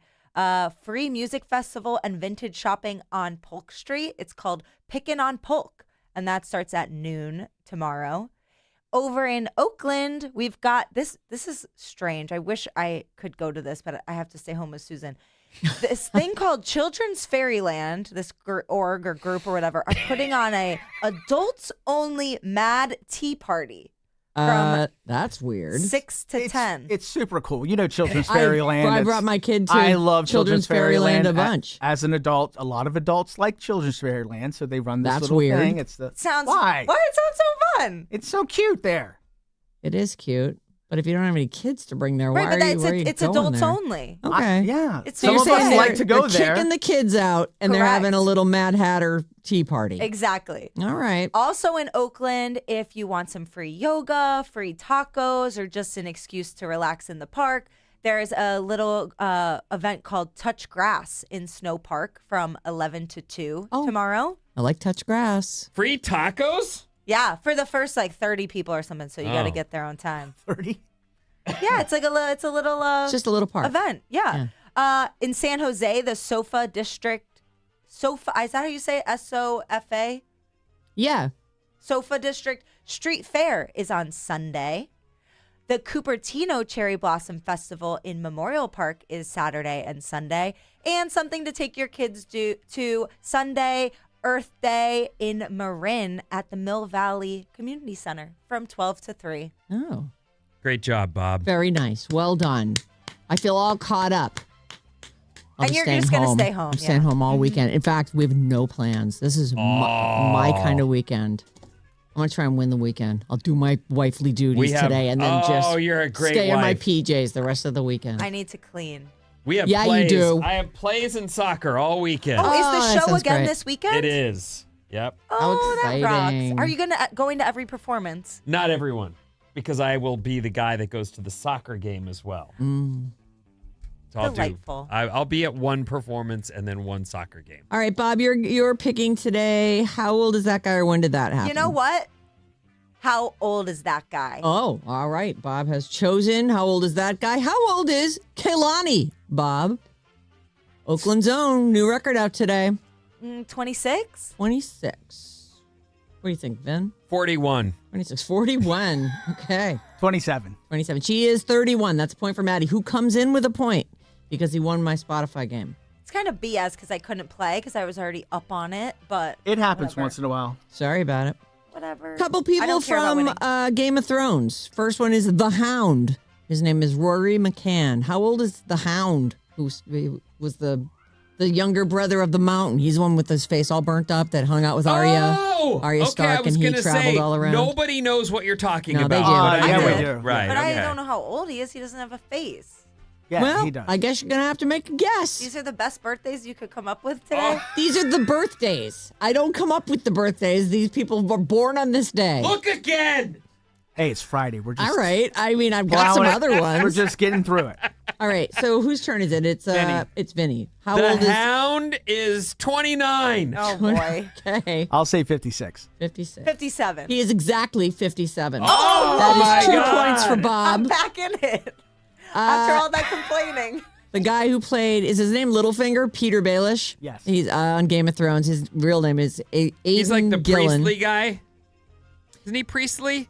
No. No, he runs the whorehouses and stuff. Oh, He's yeah, the yeah. master of coin. Can't not picture Priestley? him. No. No, that's the eunuch that you're You're thinking of the spider, yeah.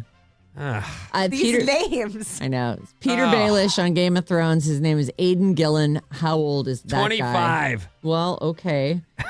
It wasn't your turn, but if you want to throw out 25 and get yourself out of it. I'll say 53. All right. Oh, way younger than that. I'll say 52. He is 58 years old. That's another point for Maddie. How old is Barbara Streisand? Timeless. Babs. I believe you are first this time. How old?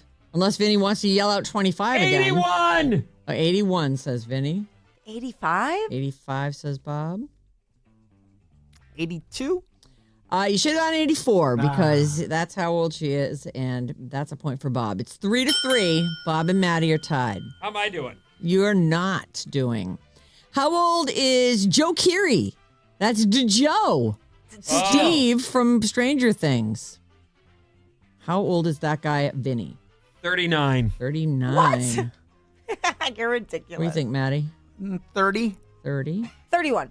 He's 34. That's a point for Bob. Bob pulls into the lead. How about Jack Quaid, Huey Campbell on The Boys, the star of Novocaine, the voice of, who cares? Dennis Quaid's son. The face of nepotism. Yes. Yeah. Nepotism when it works out. He's not Yes. bad as that guy. How old's that guy? Vinny, you're first.